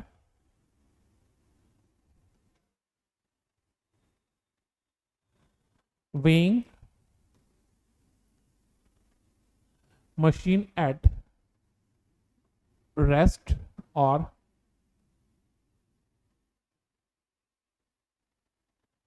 अनएक्सेलरेटेड। ठीक है, अब देखिए अगर आपके वेइंग मशीन की हम लोग बात करें तो ध्यान से देखिए, ये एक वेइंग मशीन है, ये एक वेइंग मशीन है।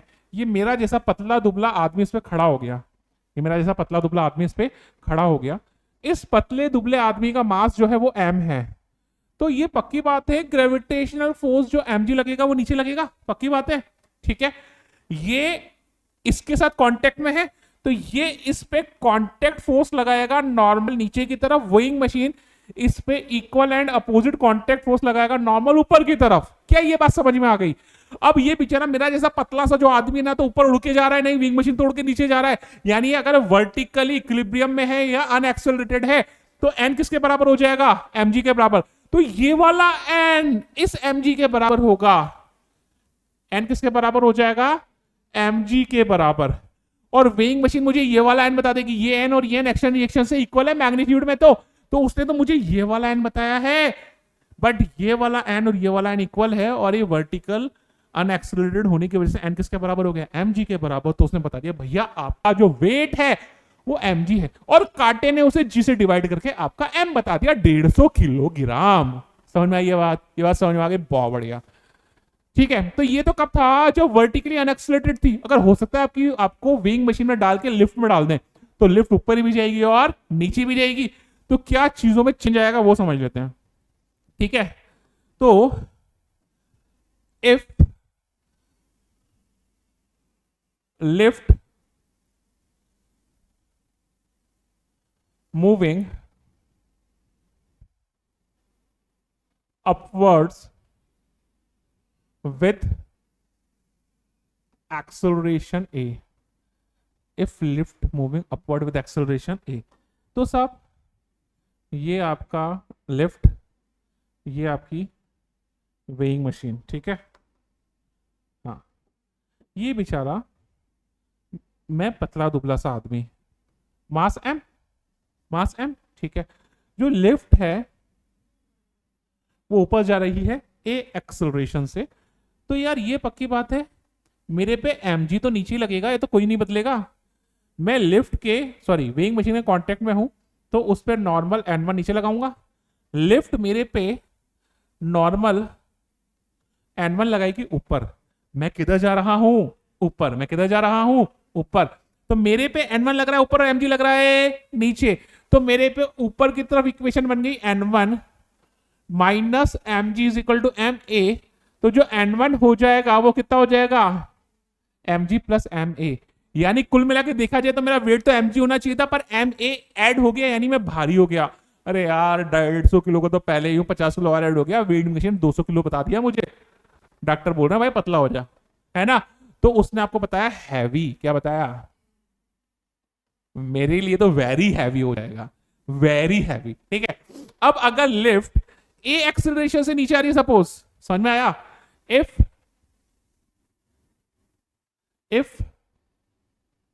लिफ्ट वो अपवर्ड्स था, इफ लिफ्ट मूविंग डाउनवर्ड्स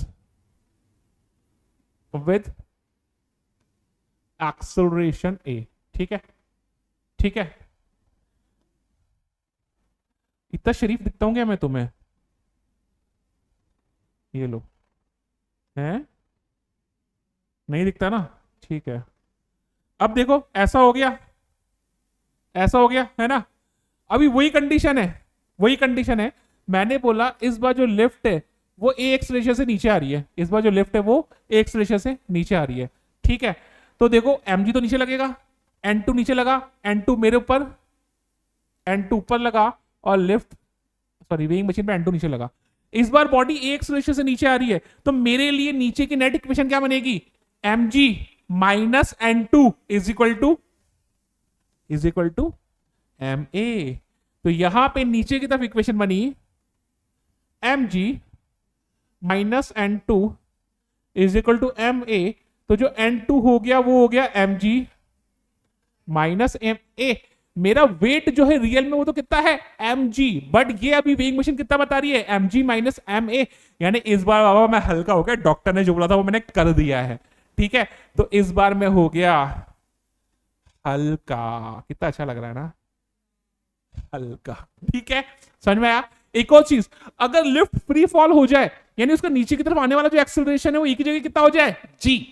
कितना हो जाए? जी। यानी if lift falls freely, if lift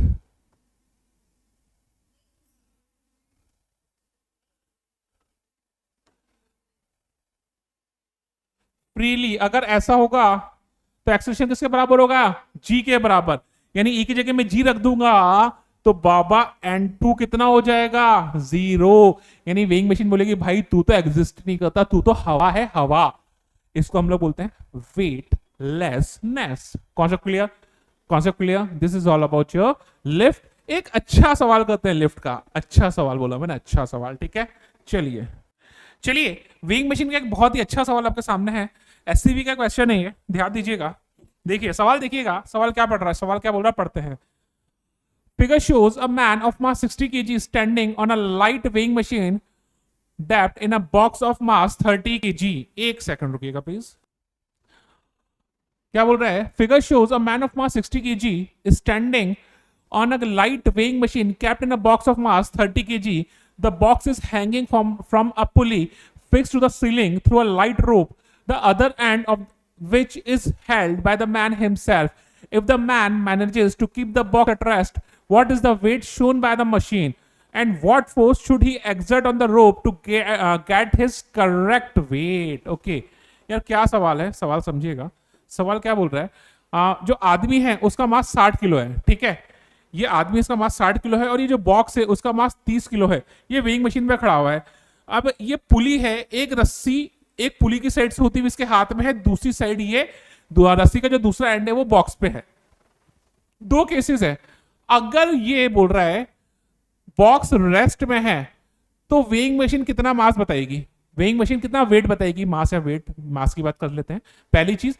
दूसरा बोल रहा है ये कि कितनी टेंशन ये लगाए उस पे कि जो वेइंग मशीन है उसका करेक्ट वेट बताए। वेइंग मशीन जो है उसका करेक्ट वेट बताए। आगे बात समझ में? ठीक है, बहुत ही इजी हलवा सवाल है। मैं पहला नहीं, थोड़ा सा अच्छा सवाल है, पहले वाले सवाल पे बात करते हैं हम लोग। अभी सारा का सारा सिस्टम इक्विलिब्रियम में है, अभी सारा का सारा सिस्टम जो है वो इक्विलिब्रियम में है, तो ध्यान दीजिएगा इधर देखिए।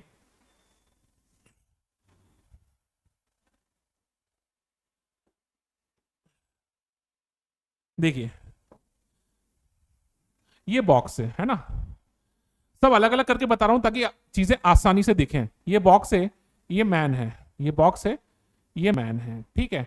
वेइंग मशीन नीचे लगी हुई है, ठीक है, वेइंग मशीन जो है वो नीचे लगी हुई है, ठीक है, ध्यान दीजिएगा,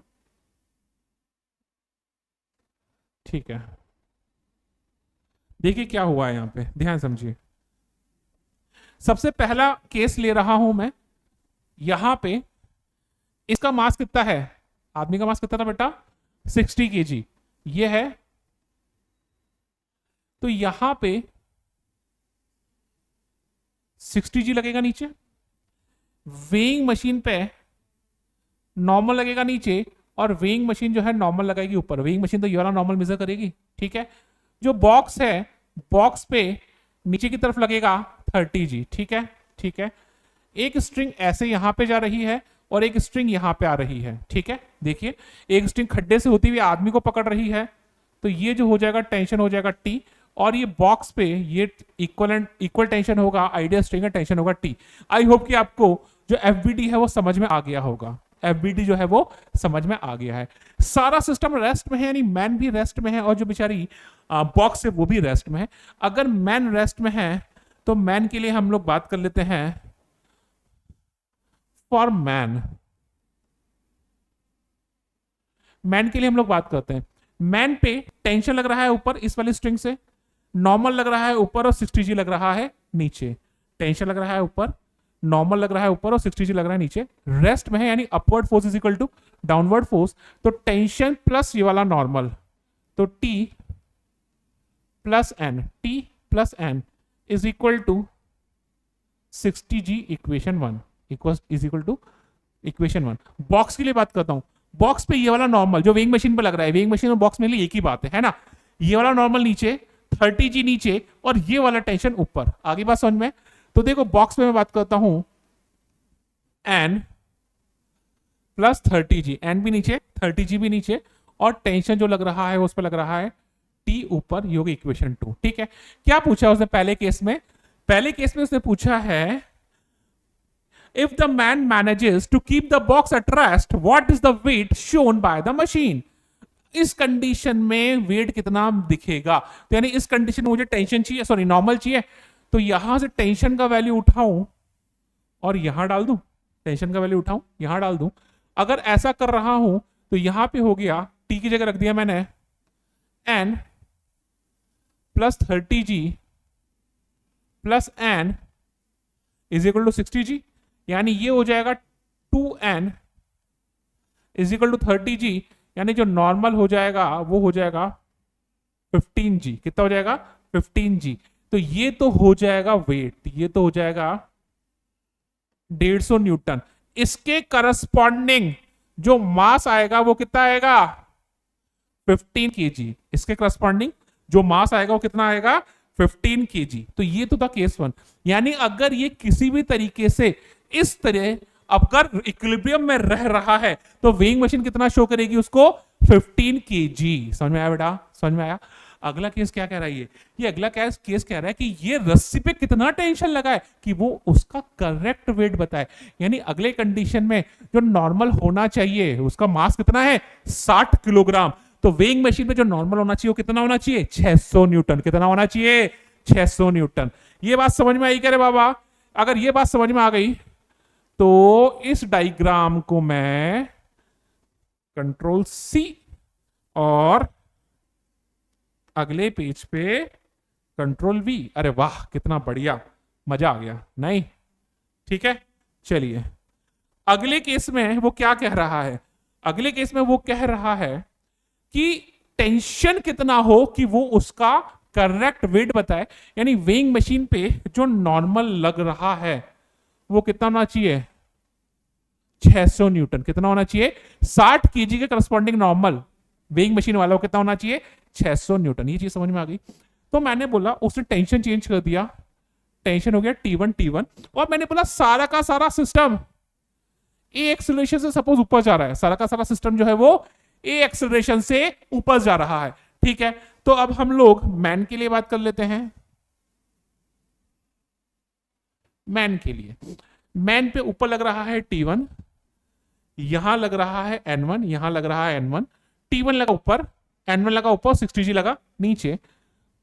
अगर टेंशन चेंज होगा तो एक्सेलरेशन आ जाएगा ना भाई, एक्सेलरेशन आ जाएगा तो टेंशन ऊपर T1 ऊपर, तो ये हो जाएगा T1 प्लस N1, T1 ऊपर N1 ऊपर minus 60G is equal to 60A।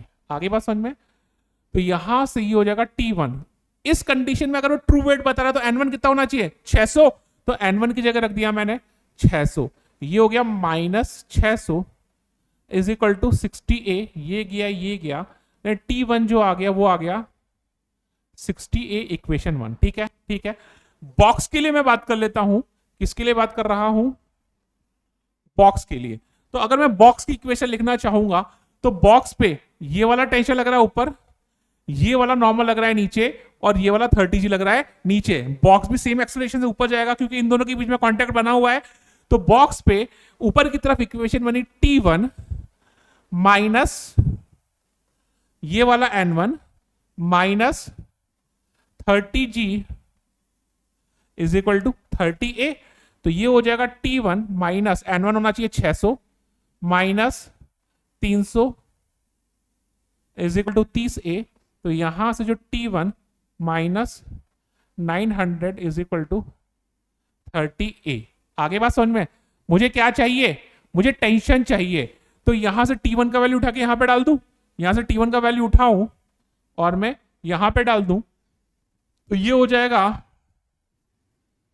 60A minus is equal to 30A। तो ये हो जाएगा क्या बेटा, 30, एक मिनट रुको, नहीं बाबा, हाँ 30A इज इक्वल टू 900। तो जो एक्सेलरेशन आ गया वो कितना हो गया, 30 मीटर पर सेकंड स्क्वायर, ठीक है। मुझे टेंशन चाहिए T1, तो वहां पे डाल दो इक्वेशन 1 से, तो कितना हो जाएगा 60 इंटू 30, तो ये होगा 6 या 18। इतना टेंशन उसे लगाना पड़ेगा और वो कितना होगा 1800 न्यूटन। इजी था, इजी था करेक्ट वेट लेने के लिए। चलिए अब अगला पार्ट समझते हैं। चलिए ये सवाल समझ में आ गया है तो बहुत ही अच्छी बात है। आगे हम लोग एक नया पॉइंट समझते हैं, नया टॉपिक समझते हैं इसका, सूडो फोर्स। सूडो, सूडो वो फोर्स जो है ही नहीं, सूडो छदम, आभासी, दिखता नहीं है, भूत है भाई ये। तो देखिए अगला हम लोग समझ लेते हैं सूडो फोर्स, ठीक है। देखिए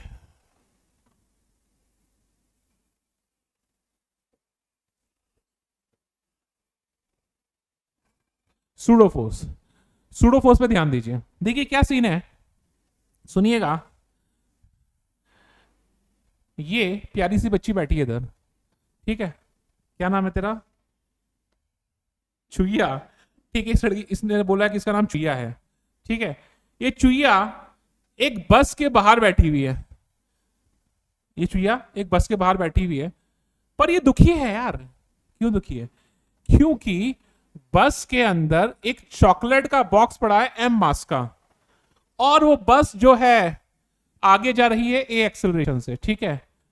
चुईया ने उस बॉक्स को देखा, चुईया की जीभ लपलपाई और मन में फूटा लड्डू, और उसने सोचा काश मैं बस में होती, तो काश ये बस में होती तो भाई साहब ये एकदम से पता नहीं भगवान ने इसकी विश सुन ली और ये खुश हो गई, बस के अंदर पहुंच गई।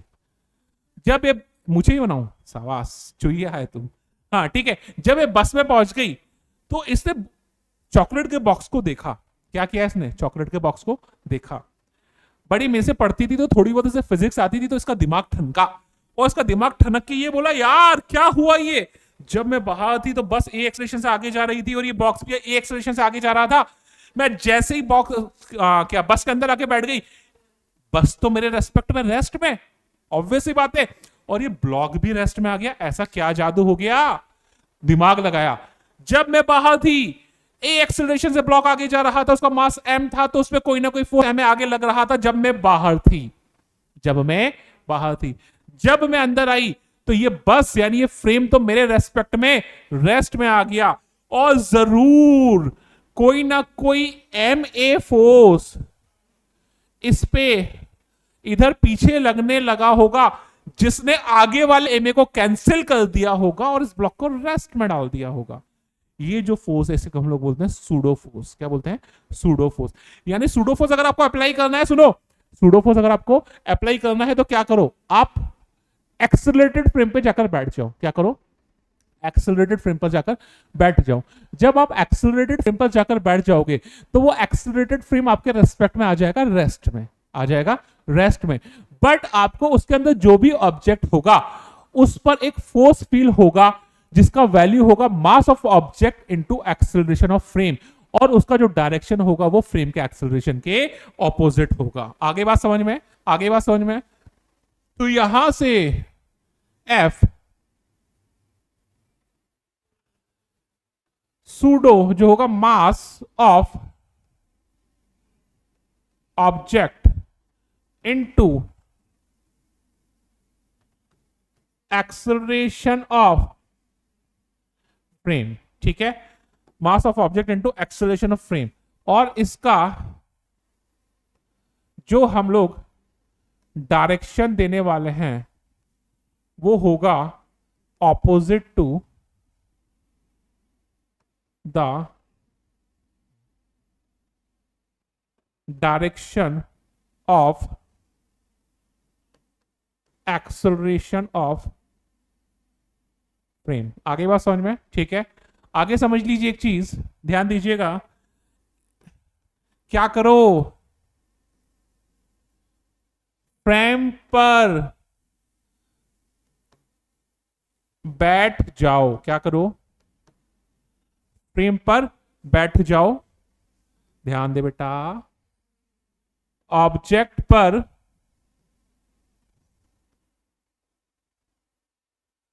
सूडो लगा दो और फ्रेम को रेस्ट में मान लो। फ्रेम को रेस्ट में मान लो। आगे बात समझ में? This is pseudo, this is pseudo. चलिए, समझ में आएगा ये बात? बहुत ही अच्छी बात है। ठीक है, अब सूडो पे सवाल करते हैं, ध्यान दीजिए। देखिए सवाल क्या कह रहा है, सवाल देखते हैं। A block of mass m is placed on a smooth inclined wedge ABC of inclination theta as shown in figure। क्यों नहीं हो थीटा? ये नीट का पीवाईक्यू है भाई, मैक्सिमम क्वेश्चन में नीट के पीवाईक्यू करवा रहा हूं। ठीक है, in the figure the wedge is given an acceleration a towards the right, the relation between a and theta for the block to remain stationary on the block। यार ये तो क्लास का बहुत ही जेनरिक सा क्वेश्चन है। क्या है ये एंगल थीटा है और ये एंगल भी थीटा है। ये क्लास का बहुत ही जेनरिक सा क्वेश्चन है। ठीक है, समझ में आया आपको? बेसिकली क्या है, अगर इस इंक्लाइन प्लेन को ए एक्सेलरेशन से आगे धक्का दे रहा हूं मैं, एक्सेलरेशन है इसका, तो ये वाला जो स्मॉल ब्लॉक है ये वेज के रेस्पेक्ट में रिलेटिवली रेस्ट में होना चाहिए। क्या होना चाहिए? वेज के रेस्पेक्ट में रिलेटिवली रेस्ट में होना चाहिए। तो इस सवाल को कर लेते हैं फटाफट। ऐसा नहीं, अरे यार, हाँ ठीक है, थैंक यू बेटा। देखो ऐसा कुछ, ये एक ब्लॉक है जिसका मास m है, ये जो एंगल है ये थीटा है। आपको क्या बोला है, ये जो फ्रेम है ए एक्सेलरेशन से आगे जाना चाहिए। ठीक है, अभी यार मेरे लिए चीजें कॉम्प्लिकेटेड हो गई, मुझे आती नहीं है यार ये सब, मुझे आती नहीं है। मैं क्या करूं, मैं फ्रेम पर जाकर बैठ जाऊं। मैं क्या करूं, फ्रेम पर जाकर बैठ जाऊं, तो फ्रेम मेरे रेस्पेक्ट में रेस्ट में आ जाएगा, फ्रेम मेरे रेस्पेक्ट में रेस्ट में आ जाएगा। मैंने बोला है हमेशा क्या करो, हमेशा प्लस बना लो, हमेशा प्लस बना लो। ठीक है, एफ बी बना लू, एम जी लगा ऐसे, ठीक है, नॉर्मल लगा ऐसे। आप फ्रेम पर जाकर बैठ गए तो फ्रेम आपके रेस्पेक्ट में रेस्ट में, तो ये चीज तो खत्म है ना। तो क्या करना पड़ेगा, ब्लॉक पे सुडो लगाना पड़ेगा, किधर, फ्रेम के एक्सीलरेशन के अपोजिट। तो भैया एम ए लग गया इधर, आगे बात समझ में। तो ये हो गया मेरे फोर्सेस, एफबीडी बन गया। अभी मेरे को इसको डिवाइड करना पड़ेगा, अगर होता मोशन होता तो इस एक्सीलरेशन ऐसे कुछ होता, ठीक है, तो मुझे इस प्लस के अलोंग इन फोर्सेस को डिवाइड करना पड़ेगा। तो यार एक बात बताओ, ये वाला एंगल थीटा, ये 90 माइनस थीटा, तो ये वाला एंगल भी कितना हो गया, थीटा। इस mg का इधर कंपोनेंट कितना हो गया बेटा, mg साइन थीटा, और इधर कंपोनेंट हो गया mg कॉस थीटा, ठीक है।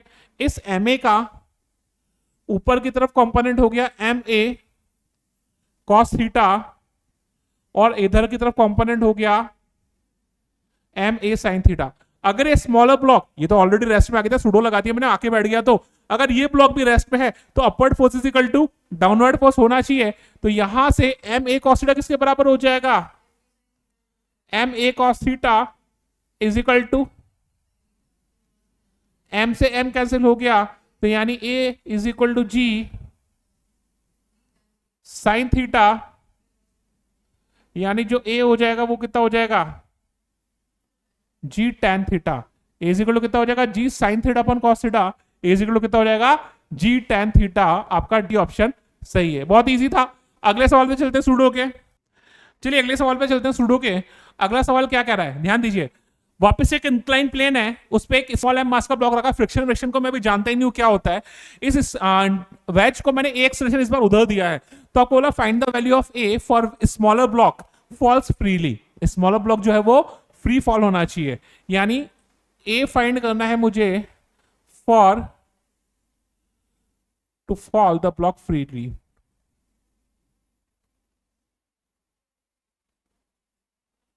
फ्री फॉल होना चाहिए, ठीक है। आगे बात समझ में आया। तो देखिए फटाफट हमेशा प्लस बना लो, ज्यादा आसान होता है। mg लगा इधर, नॉर्मल लगा इधर, पक्की बात है, mg लगा इधर, नॉर्मल लगा उधर। आप क्या करो, आप जाओ और इस पे बैठ जाओ यार। बैठ गए तो आपको सूडो इधर लगाना पड़ेगा। मोशन होता तो इस डायरेक्शन में होता, मोशन होता तो इस डायरेक्शन में होता। हम लोग को पता है ये एंगल थीटा, ये थीटा, तो ये 90 माइनस थीटा, और ये अगेन थीटा। mg का इधर कंपोनेंट कितना हो गया, mg cos थीटा, और इधर कंपोनेंट हो गया mg cos theta, mg sin theta. ma इधर है, तो ma का एक कंपोनेंट इधर हो गया, क्या हो जाएगा, ma cos थीटा, ना ना ना ना, ma sin theta, sorry, ma, ये ma इधर लग रहा है ना, तो इधर ma cos थीटा, इधर ma sin थीटा, और एक कंपोनेंट इधर हो जाएगा ma cos थीटा। जब तक इस डायरेक्शन में मोशन नहीं है, जब तक इस डायरेक्शन में मोशन नहीं है, तो ऊपर फोर्स हो गया n और एक हो गया ma sin थीटा, और नीचे की तरफ फोर्स हो गया इधर की तरफ mg cos थीटा। तो यहां पर n plus ma sin theta is equal to mg cos theta. अगर एकदम से नीचे वाला ब्लॉक सरक गया फटाक से, तो नॉर्मल जीरो हो जाएगा, कांटेक्ट खत्म हो जाएगा, कांटेक्ट खत्म हो जाएगा तो नॉर्मल जीरो हो जाएगा। यानी जब भी कोई बॉडी फॉल्स करे फ्रीली तो एकदम से नॉर्मल जीरो हो जाता है, ठीक है। तो एकदम से अगर फ्री फॉल हुआ, अगर फ्री फॉल हुआ तो नॉर्मल हो गया जीरो। तो यहां से m a sine theta is equal to m g cos theta, a से ए कट गया, तो यहां से हो गया g cos theta upon a is equal to g cos theta upon sine theta, यानी जो एक्सेलरेशन हो जाएगा वो हो जाएगा g cot theta. Easy question था, ठीक है। फटाफट और सवाल पे चलते हैं सुडो के। आगे देखिए अगला सवाल करते हैं। अगला सवाल जो है उसमें सारी सरफेसेस फ्रिक्शनलेस है। फ्रिक्शन क्या होता है वो पता भी नहीं है। आपको क्या बोल रहा है, एक बड़ा ब्लॉक है जिसका मास m3 है, उसके ऊपर एक ब्लॉक m1 रखा हुआ है, पुली से कनेक्ट होते हुए, पुली यहां जुड़ी हुई है, ठीक है। पुली से कनेक्ट होते हुए M2 लटका हुआ है एक रस्सी से, सारी सरफेसेस फ्रिक्शनलेस है। सवाल ने बोल रहा है F का वैल्यू क्या हो कि M1 और M2 जो है वो M3 के रेस्पेक्ट में रिलेटिवली रेस्ट में रहे। क्या रहे वो? रिलेटिवली रेस्ट में। ठीक है, अगर ऐसा है तो सबसे पहला काम क्या होता है भाई मेरा? सबसे पहला काम होता है एफबीडी बनाना। तो ये पक्की बात है, यहां पर M2G लगेगा नीचे, टेंशन लगेगा T इधर, यहां पर भी टेंशन T लगेगा इधर, M1G लगेगा इधर, नॉर्मल लगेगा इधर। इनका कोई यूज है नहीं, बनाने का मतलब है नहीं यार। ये फ्रेम है, फ्रेम एक्सेलरेटेड है। जब भी एक्सेलरेटेड फ्रेम होता है मेरे को रोकना पड़ता है। रोकने के लिए मैं क्या करता हूं? उस पर जाकर बैठ जाऊं। क्या करूं? उस पर जाकर बैठ जाऊं, है ना। अगर उस पर जाकर बैठ जाऊं तो उसमें जितने भी ब्लॉक्स हैं उन पे फ्रेम के एक्सेलरेशन का अपोजिट मुझे सूडो लगाना पड़ेगा। तो भैया मैंने इस पे इधर की तरफ सूडो लगाया, पीछे की तरफ M1A, समझ में आया? और इस पे इधर की तरफ सूडो लगाया, इसका यूज है नहीं, M2A, और यहां पे ये लगेगा N2 बोल दिया उसे। आगे बात समझ में? ठीक है यार, क्या है अब ये फ्रेम तो रेस्ट में आ गया, ये ब्लॉक भी जैसे फ्रेम पे जाकर बैठ गया, सूडो लगा दिया, फ्रेम तो रेस्ट में आ गया ना भाई। ये भी रेस्ट में रहना चाहिए और ये भी रेस्ट में रहना चाहिए। ये रेस्ट में रहे तो T ऊपर लग रहा है और M2G नीचे लग रहा है। तो इस वाले ब्लॉक के लिए जो T है वो किसके बराबर होना चाहिए? M2G equation 1। इस वाले ब्लॉक के लिए T लग रहा है आगे, M1 लग रहा है पीछे, ये भी रेस्ट में रहना चाहिए। तो T किसके बराबर होना चाहिए? M1A equation 2। तो यहां से M1A is equal to M2G, तो जो एक्सेलरेशन हो जाएगा वो हो जाएगा M2 upon M1 into G। समझ में आया? M2G अपॉन M1, ये एक्सेलरेशन हो जाएगा। एक्सटर्नल फोर्स कितना होना चाहिए? F external is equal to M total into A। F हो गया M1 plus M2 plus M3, और जो एक्सेलरेशन हो जाएगा वो हो जाएगा M2 upon M1 into G। This is the answer. Easy था, इजी था। चलिए नेक्स्ट पार्ट पे चलते हैं फटाफट। देखिए अगला टॉपिक समझते हैं। अगला टॉपिक है force on wall due to change in momentum. अगला टॉपिक है force on wall due to change in momentum. ध्यान दीजिए, force on wall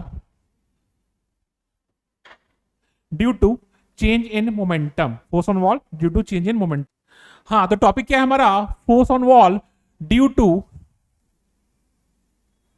change in momentum. यार आपके नीट में है ना, ऐसे सवाल बहुत आते हैं कि भैया एक बॉल आई, बॉल आके दीवार से टकराई, नॉर्मल से किसी पर्टिकुलर एंगल पर है, किसी पर्टिकुलर एंगल पर निकल गई। अभी सपोज यहाँ पे मैं इलास्टिक कोलिजन की बात कर रहा हूं, तो जो एंगल ऑफ इंसिडेंस और एंगल ऑफ रिफ्लेक्शन जो है वो दोनों बराबर हैं। ठीक है, तो आपको ऐसा दिया होता है, फ्रीक्वेंसी दी हुई होती है, या आपको दिया होता है कि कितने पर्टिकुलर टाइम में कितनी बॉल्स कितने मास की आके टकरा रही हैं और टकरा के वापस लौट रही हैं, तो दीवार पे कितना फोर्स एक्सर्ट हो रही होगी। तो उस टाइप के सवाल जो होंगे वो हम लोग कैसे करेंगे वो समझते हैं। ध्यान दीजिए, देखिए एक वॉल है ना, दिख रही है वॉल, ये वॉल है ना। अब भाई क्या हुआ, क्या हो गया, इधर ये एक बॉल आई ऐसे, और ये बॉल आके टकरा के निकल गई। ठीक है साहब, अब अगर ऐसा हुआ है तो ये हो गया मेरा नॉर्मल, ये हो गया मेरा नॉर्मल। ठीक है, जो बॉल है सपोज उसका मास m है, उसका मास जो है वो m है, पक्की बात है। ठीक है, उसका इधर की तरफ ये हो गया इनिशियल वेलोसिटी v, इधर की तरफ है, और उसका फाइनल वेलोसिटी हो गया v। ये एंगल ऑफ इंसिडेंस है थीटा और ये एंगल ऑफ रिफ्लेक्शन है थीटा। तो बेसिकली मेरे को क्या बोल रहा है, अगर सपोज ये जितना भी प्रोसेस हो डेल्टा टी टाइम में हो रहा है, तो मेरे को क्या करना है, एफ क्या होता है, DP by D T, change in momentum with respect to time. यानी मेरे को मोमेंटम में चेंज निकाल लेना है। क्या करना है मेरे को, मोमेंटम में चेंज निकाल लेना है। तो उसके लिए मैं क्या करूं, ध्यान दीजिएगा, मैं इधर की तरफ इसको एक्स एक्सिस बोल रहा हूं और इसको मैं क्या बोल रहा हूं, वाई एक्सिस। ठीक है बेटा, देखिएगा आगे, देखिए v ऐसे है तो इनिशियल वेलोसिटी का कंपोनेंट इधर की तरफ होगा v cos थीटा, और इधर की तरफ होगा, पक्की बात है, v ऐसे तो v cos theta v sin theta, इधर इधर की तरफ फाइनल वेलोसिटी v इधर है, तो इसका फाइनल वेलोसिटी का एक कंपोनेंट जो आएगा इधर की तरफ आएगा वो कितना आएगा v cos थीटा, और इधर वाला कंपोनेंट जो आएगा वो आएगा v sin theta. Any problem, कुछ कह रही हो? हाँ वो कैंसिल आउट हो जाएंगे, ठीक है। अब देखिए यहाँ पे समझिएगा ध्यान से, ऐसा हो रहा है तो क्या हो रहा है, इनिशियल मोमेंटम देखिए, p initial vector, initial momentum जो होगा देखिए x के अलोंग कितना है v cos theta positive, y के अलोंग क्या है v sin थीटा नेगेटिव, तो ये हो जाएगा m v cos theta i cap, और y एक्सिस के अलोंग नेगेटिव है तो ये हो जाएगा minus of M V sine theta J cap. आगे बात समझ में, आगे बात समझ में, कोई दिक्कत वाला बात नहीं है। फाइनल वेक्टर जो हो जाएगा फाइनल मोमेंटम, वो देखिए final velocity v cos theta negative X axis के अलोंग और वो नेगेटिव y एक्सिस के अलोंग, तो हो जाएगा minus of M V cos theta i cap minus of M V sine theta J cap. तो यानी F बॉल, बॉल पे फोर्स है भाई ये, P final vector minus of P initial vector, अगर टाइम लग रहा है डेल्टा टी तो मैंने divided by delta T, F is equal to what dp by dt यानी delta p by delta T. एक में से दूसरे को माइनस कर दूं मैं तो क्या गया भाई, यहां पे क्या हुआ देखो इधर, ये माइनस और ये हो गया प्लस, तो कैंसिल आउट हो गए, ये माइनस यानी हो जाएगा minus of 2 m v cos theta i cap divided by delta t. Negative आ रहा है यानी ऑब्वियसली बात है, जो बॉल है उस पर फोर्स लेफ्ट साइड में लग रहा है इसलिए नेगेटिव आ रहा है। एक्शन रिएक्शन के अकॉर्डिंग जो बॉल है उस पर फोर्स जो लगेगा वो राइट साइड लगेगा तो पॉजिटिव हो जाएगा, और डेल्टा टी जो भी टाइम दिया हुआ है, मास दिया हुआ है, जो फ्रीक्वेंसी दी है उसके अकॉर्डिंग काम कर लेंगे। हमें सवालों में दिया हुआ है इतने बॉल पर सेकेंड, तो बॉल का मास दिया होगा तो एन एम बाई टी हम लोग निकाल सकते हैं वहां से, सीधी बात है, वहां से सीधा इसका अप्लाई कर देंगे। तो यहां से हमारे पास एफ वेक्टर ऑन वॉल जो हो जाएगा वो हो जाएगा 2mv cos theta upon delta T I cap. Wall पे जो फोर्स लगा वो पॉजिटिव एक्स एक्सिस का लॉन्ग हुआ तो वो पॉजिटिव हो गया। आई बात समझ में? चलिए इसके एक सवाल देखते हैं फिर हम लोग स्प्रिंग पे बात करेंगे। देखिए इसी के भी आपका एक सवाल है, इसी क्वेश्चन है, सवाल पढ़ते हैं, सवाल क्या कर रहा है, ध्यान दीजिएगा। सवाल क्या कह रहा है, क्या कह रहा है, a jet water whose cross section is A strikes a wall making an angle theta with a normal and elastically rebounds. The velocity of the water of density d is v. Force exerted on the wall is, यानी कुल मिला के एक pipe है, pipe से पानी निकल रहा है, पानी दीवार पे टकरा के इलास्टिकली ऐसे जा रहा है, तो दीवार पे कितना फोर्स लगेगा। आपको वो जो पानी है उसका क्रॉस सेक्शन एरिया दिया हुआ है ए, है ना, उसका वेलोसिटी दिया हुआ है v, मास नहीं दिया हुआ। तो बेसिकली अगर बॉल होती तो हमारे पास फॉर्मूला था twice mv cos theta upon delta T. अभी मैंने क्या माना, अभी मैंने माना कि सपोज टी टाइम में, सपोज टी टाइम में या डेल्टा टी टाइम में एल लेंथ का सिलिंड्रिकल पानी बाहर निकल गया, ऐसे ही निकल रहा होगा पानी सिलेंडर की तरह बाहर निकल रहा होगा, तो एल लेंथ का सिलिंड्रिकल पानी बाहर निकल गया और उसका क्रॉस सेक्शन जो एरिया है वो ए है, ठीक है। तो इसका जो मास होगा तो यहां से density is equal to mass upon volume, तो जो मास हो जाएगा वो हो जाएगा डेंसिटी इनटू वॉल्यूम, तो इसका जो मास हो जाएगा वो हो जाएगा डी, वॉल्यूम हो जाएगा cross section area into length यानी ए इनटू एल। आगे बात समझ में? तो यहां से जो वॉल पे जो फोर्स लग रहा होगा वो हो जाएगा twice mv cos theta upon delta T, mass का वैल्यू जो हो जाएगा वो हो जाएगा D A L V cos theta upon delta T, तो यहां से हो जाएगा twice D A V cos, twice D A V cos theta, यहां से एल अपॉन डेल्टा टी क्या हो गया, डेल्टा टी टाइम में एल लेंथ बाहर निकली थी तो एल अपॉन डेल्टा टी क्या हो गया, स्पीड हो गया ना भाई।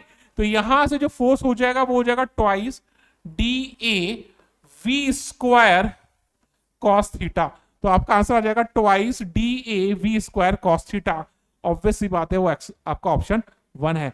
तो ये था आपका बेसिकली मोमेंटम में चेंज होने की वजह से जो फोर्स एक्सर्ट होगा वो। एक कॉन्सेप्ट और समझ लेते हैं फटाफट, इंपल्स क्या होता है। तो इंपल्स है, इंपल्स है चेंज इन मोमेंटम। तो इंपल्स क्या है समझिएगा फटाफट। इंपल्स तो हमारे पास एफ जो था, एफ वेक्टर क्या था, डीपी वेक्टर बाय dt। तो यहां से जो dp वेक्टर जो हो जाएगा वो हो जाएगा F vector D T integration integration change in momentum को ही हम लोग क्या बोलते हैं, इम्पल्स या integration of F D T. समझ में आया क्या बात ये, समझ में आया बात ये, ठीक है। अब हम लोग समझते हैं स्प्रिंग फोर्स, समझते हैं स्प्रिंग फोर्स। यार स्प्रिंग सब लोगों ने देखी है और स्प्रिंग को काट भी देंगे अब अपन लोग, ठीक है। तो स्प्रिंग फोर्स समझते हैं।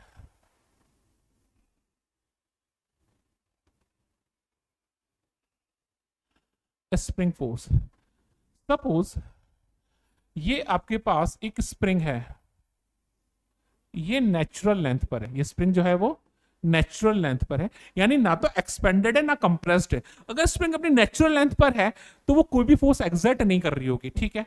अब अगर मैंने इसकी, ये क्या था, नेचुरल लेंथ,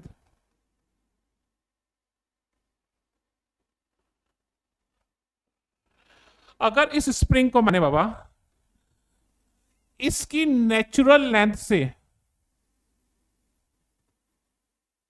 सपोज एक्स आगे एक्सपेंड कर दिया, तो ऑब्वियसली बात है ये स्प्रिंग है। अगर आप इसको ऐसे खींच देंगे तो स्प्रिंग फोर्स जो लगेगा अपोजिट साइड लगेगा। तो जो स्प्रिंग फोर्स लगता है एफ वेक्टर वो होता है माइनस ऑफ के एक्स वेक्टर। क्या लगता है, माइनस ऑफ के एक्स वेक्टर। इस के को हम लोग बोलते हैं, इस के को हम लोग बोलते हैं स्प्रिंग कांस्टेंट, और इसका यूनिट क्या हो जाएगा, K is equal to F by X. तो जो इसका यूनिट हो जाएगा वो हो जाएगा न्यूटन पर मीटर। बेसिकली इसको स्टिफनेस कांस्टेंट भी बोलते हैं, यानी स्प्रिंग जितनी लचीली सी होगी उसका की उतना कम होगा, जितनी हार्ड होगी उसका की उतना ज्यादा होगा। वो जब पूरा एक लंबा डिटेल्ड वन शॉट लूंगा तब सारा एक्सप्लेन करूंगा, ठीक है। अभी रिवीजन के लिए इतना समझ में आया। अब यार एक बात बताओ, अगर स्प्रिंग एक्स खिंची हुई है, ठीक है, तो अगर एक्स में चेंज नहीं हुआ, अगर एक्स में चेंज नहीं हुआ तो स्प्रिंग फोर्स में चेंज नहीं होगा, पक्की बात है। बस इसी को लेकर नीट में एक स्ट्रिंग कटिंग का क्वेश्चन आया था, उस स्ट्रिंग कटिंग के क्वेश्चन को हम लोग देखते हैं, ठीक है। ध्यान दीजिए, कहां गया वो क्वेश्चन, ये रहा। चलिए सवाल आपके सामने है, सवाल आपके सामने है, सवाल पढ़ते हैं क्या बोल रहा है, सुनिएगा ध्यान से। Two blocks A and B of mass 3m and m respectively are connected by a massless and inextensible string. The whole system is suspended by the massless spring as shown in figure. The magnitude of the acceleration of A and B immediately, ये important चीज है, immediately, ठीक है, after the string is cut are respectively। अभी ये system है, spring है, एक 3m का मास लटका हुआ है, फिर उससे स्ट्रिंग है, उससे एम मास लटका हुआ है, इसको खटक से काट दिया। जैसे ही खटक से काटा, जैसे ही खटक से काटा, उस कंडीशन में ए ब्लॉक और बी ब्लॉक का एक्सेलरेशन कितना होगा, मेरे को वो पूछा है, मेरे को वो पूछा है। तो ध्यान दीजिए, सपोज समझिएगा, मैंने बोला स्प्रिंग अगर एक्स एक्सपेंडेड है तो स्प्रिंग फोर्स के एक्स लगेगा, ऐसे है ना। यहां पर 3 mg लगेगा ऐसे, टेंशन लगेगा ऐसे, इस ब्लॉक पे टेंशन लगेगा ऊपर, और यहां पे mg लगेगा ऐसे। जब तक ये कंडीशन है upward force is equal to downward force, तो के एक्स इस पे लग रहा है ऊपर, टेंशन लग रहा है नीचे, 3 mg लग रहा है नीचे। तो ए ब्लॉक के लिए क्या होगा, ए ब्लॉक की अगर मैं बात करूं तो के एक्स लगा ऊपर, के एक्स लगा ऊपर, 3 mg लगा नीचे, टेंशन मुझे लगा नीचे, तो ये हो जाएगा 3mg प्लस टी, ठीक है।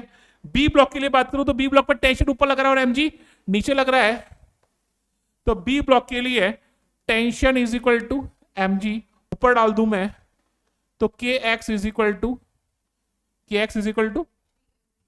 3mg प्लस mg, बोले तो 4mg, ठीक है, 4mg।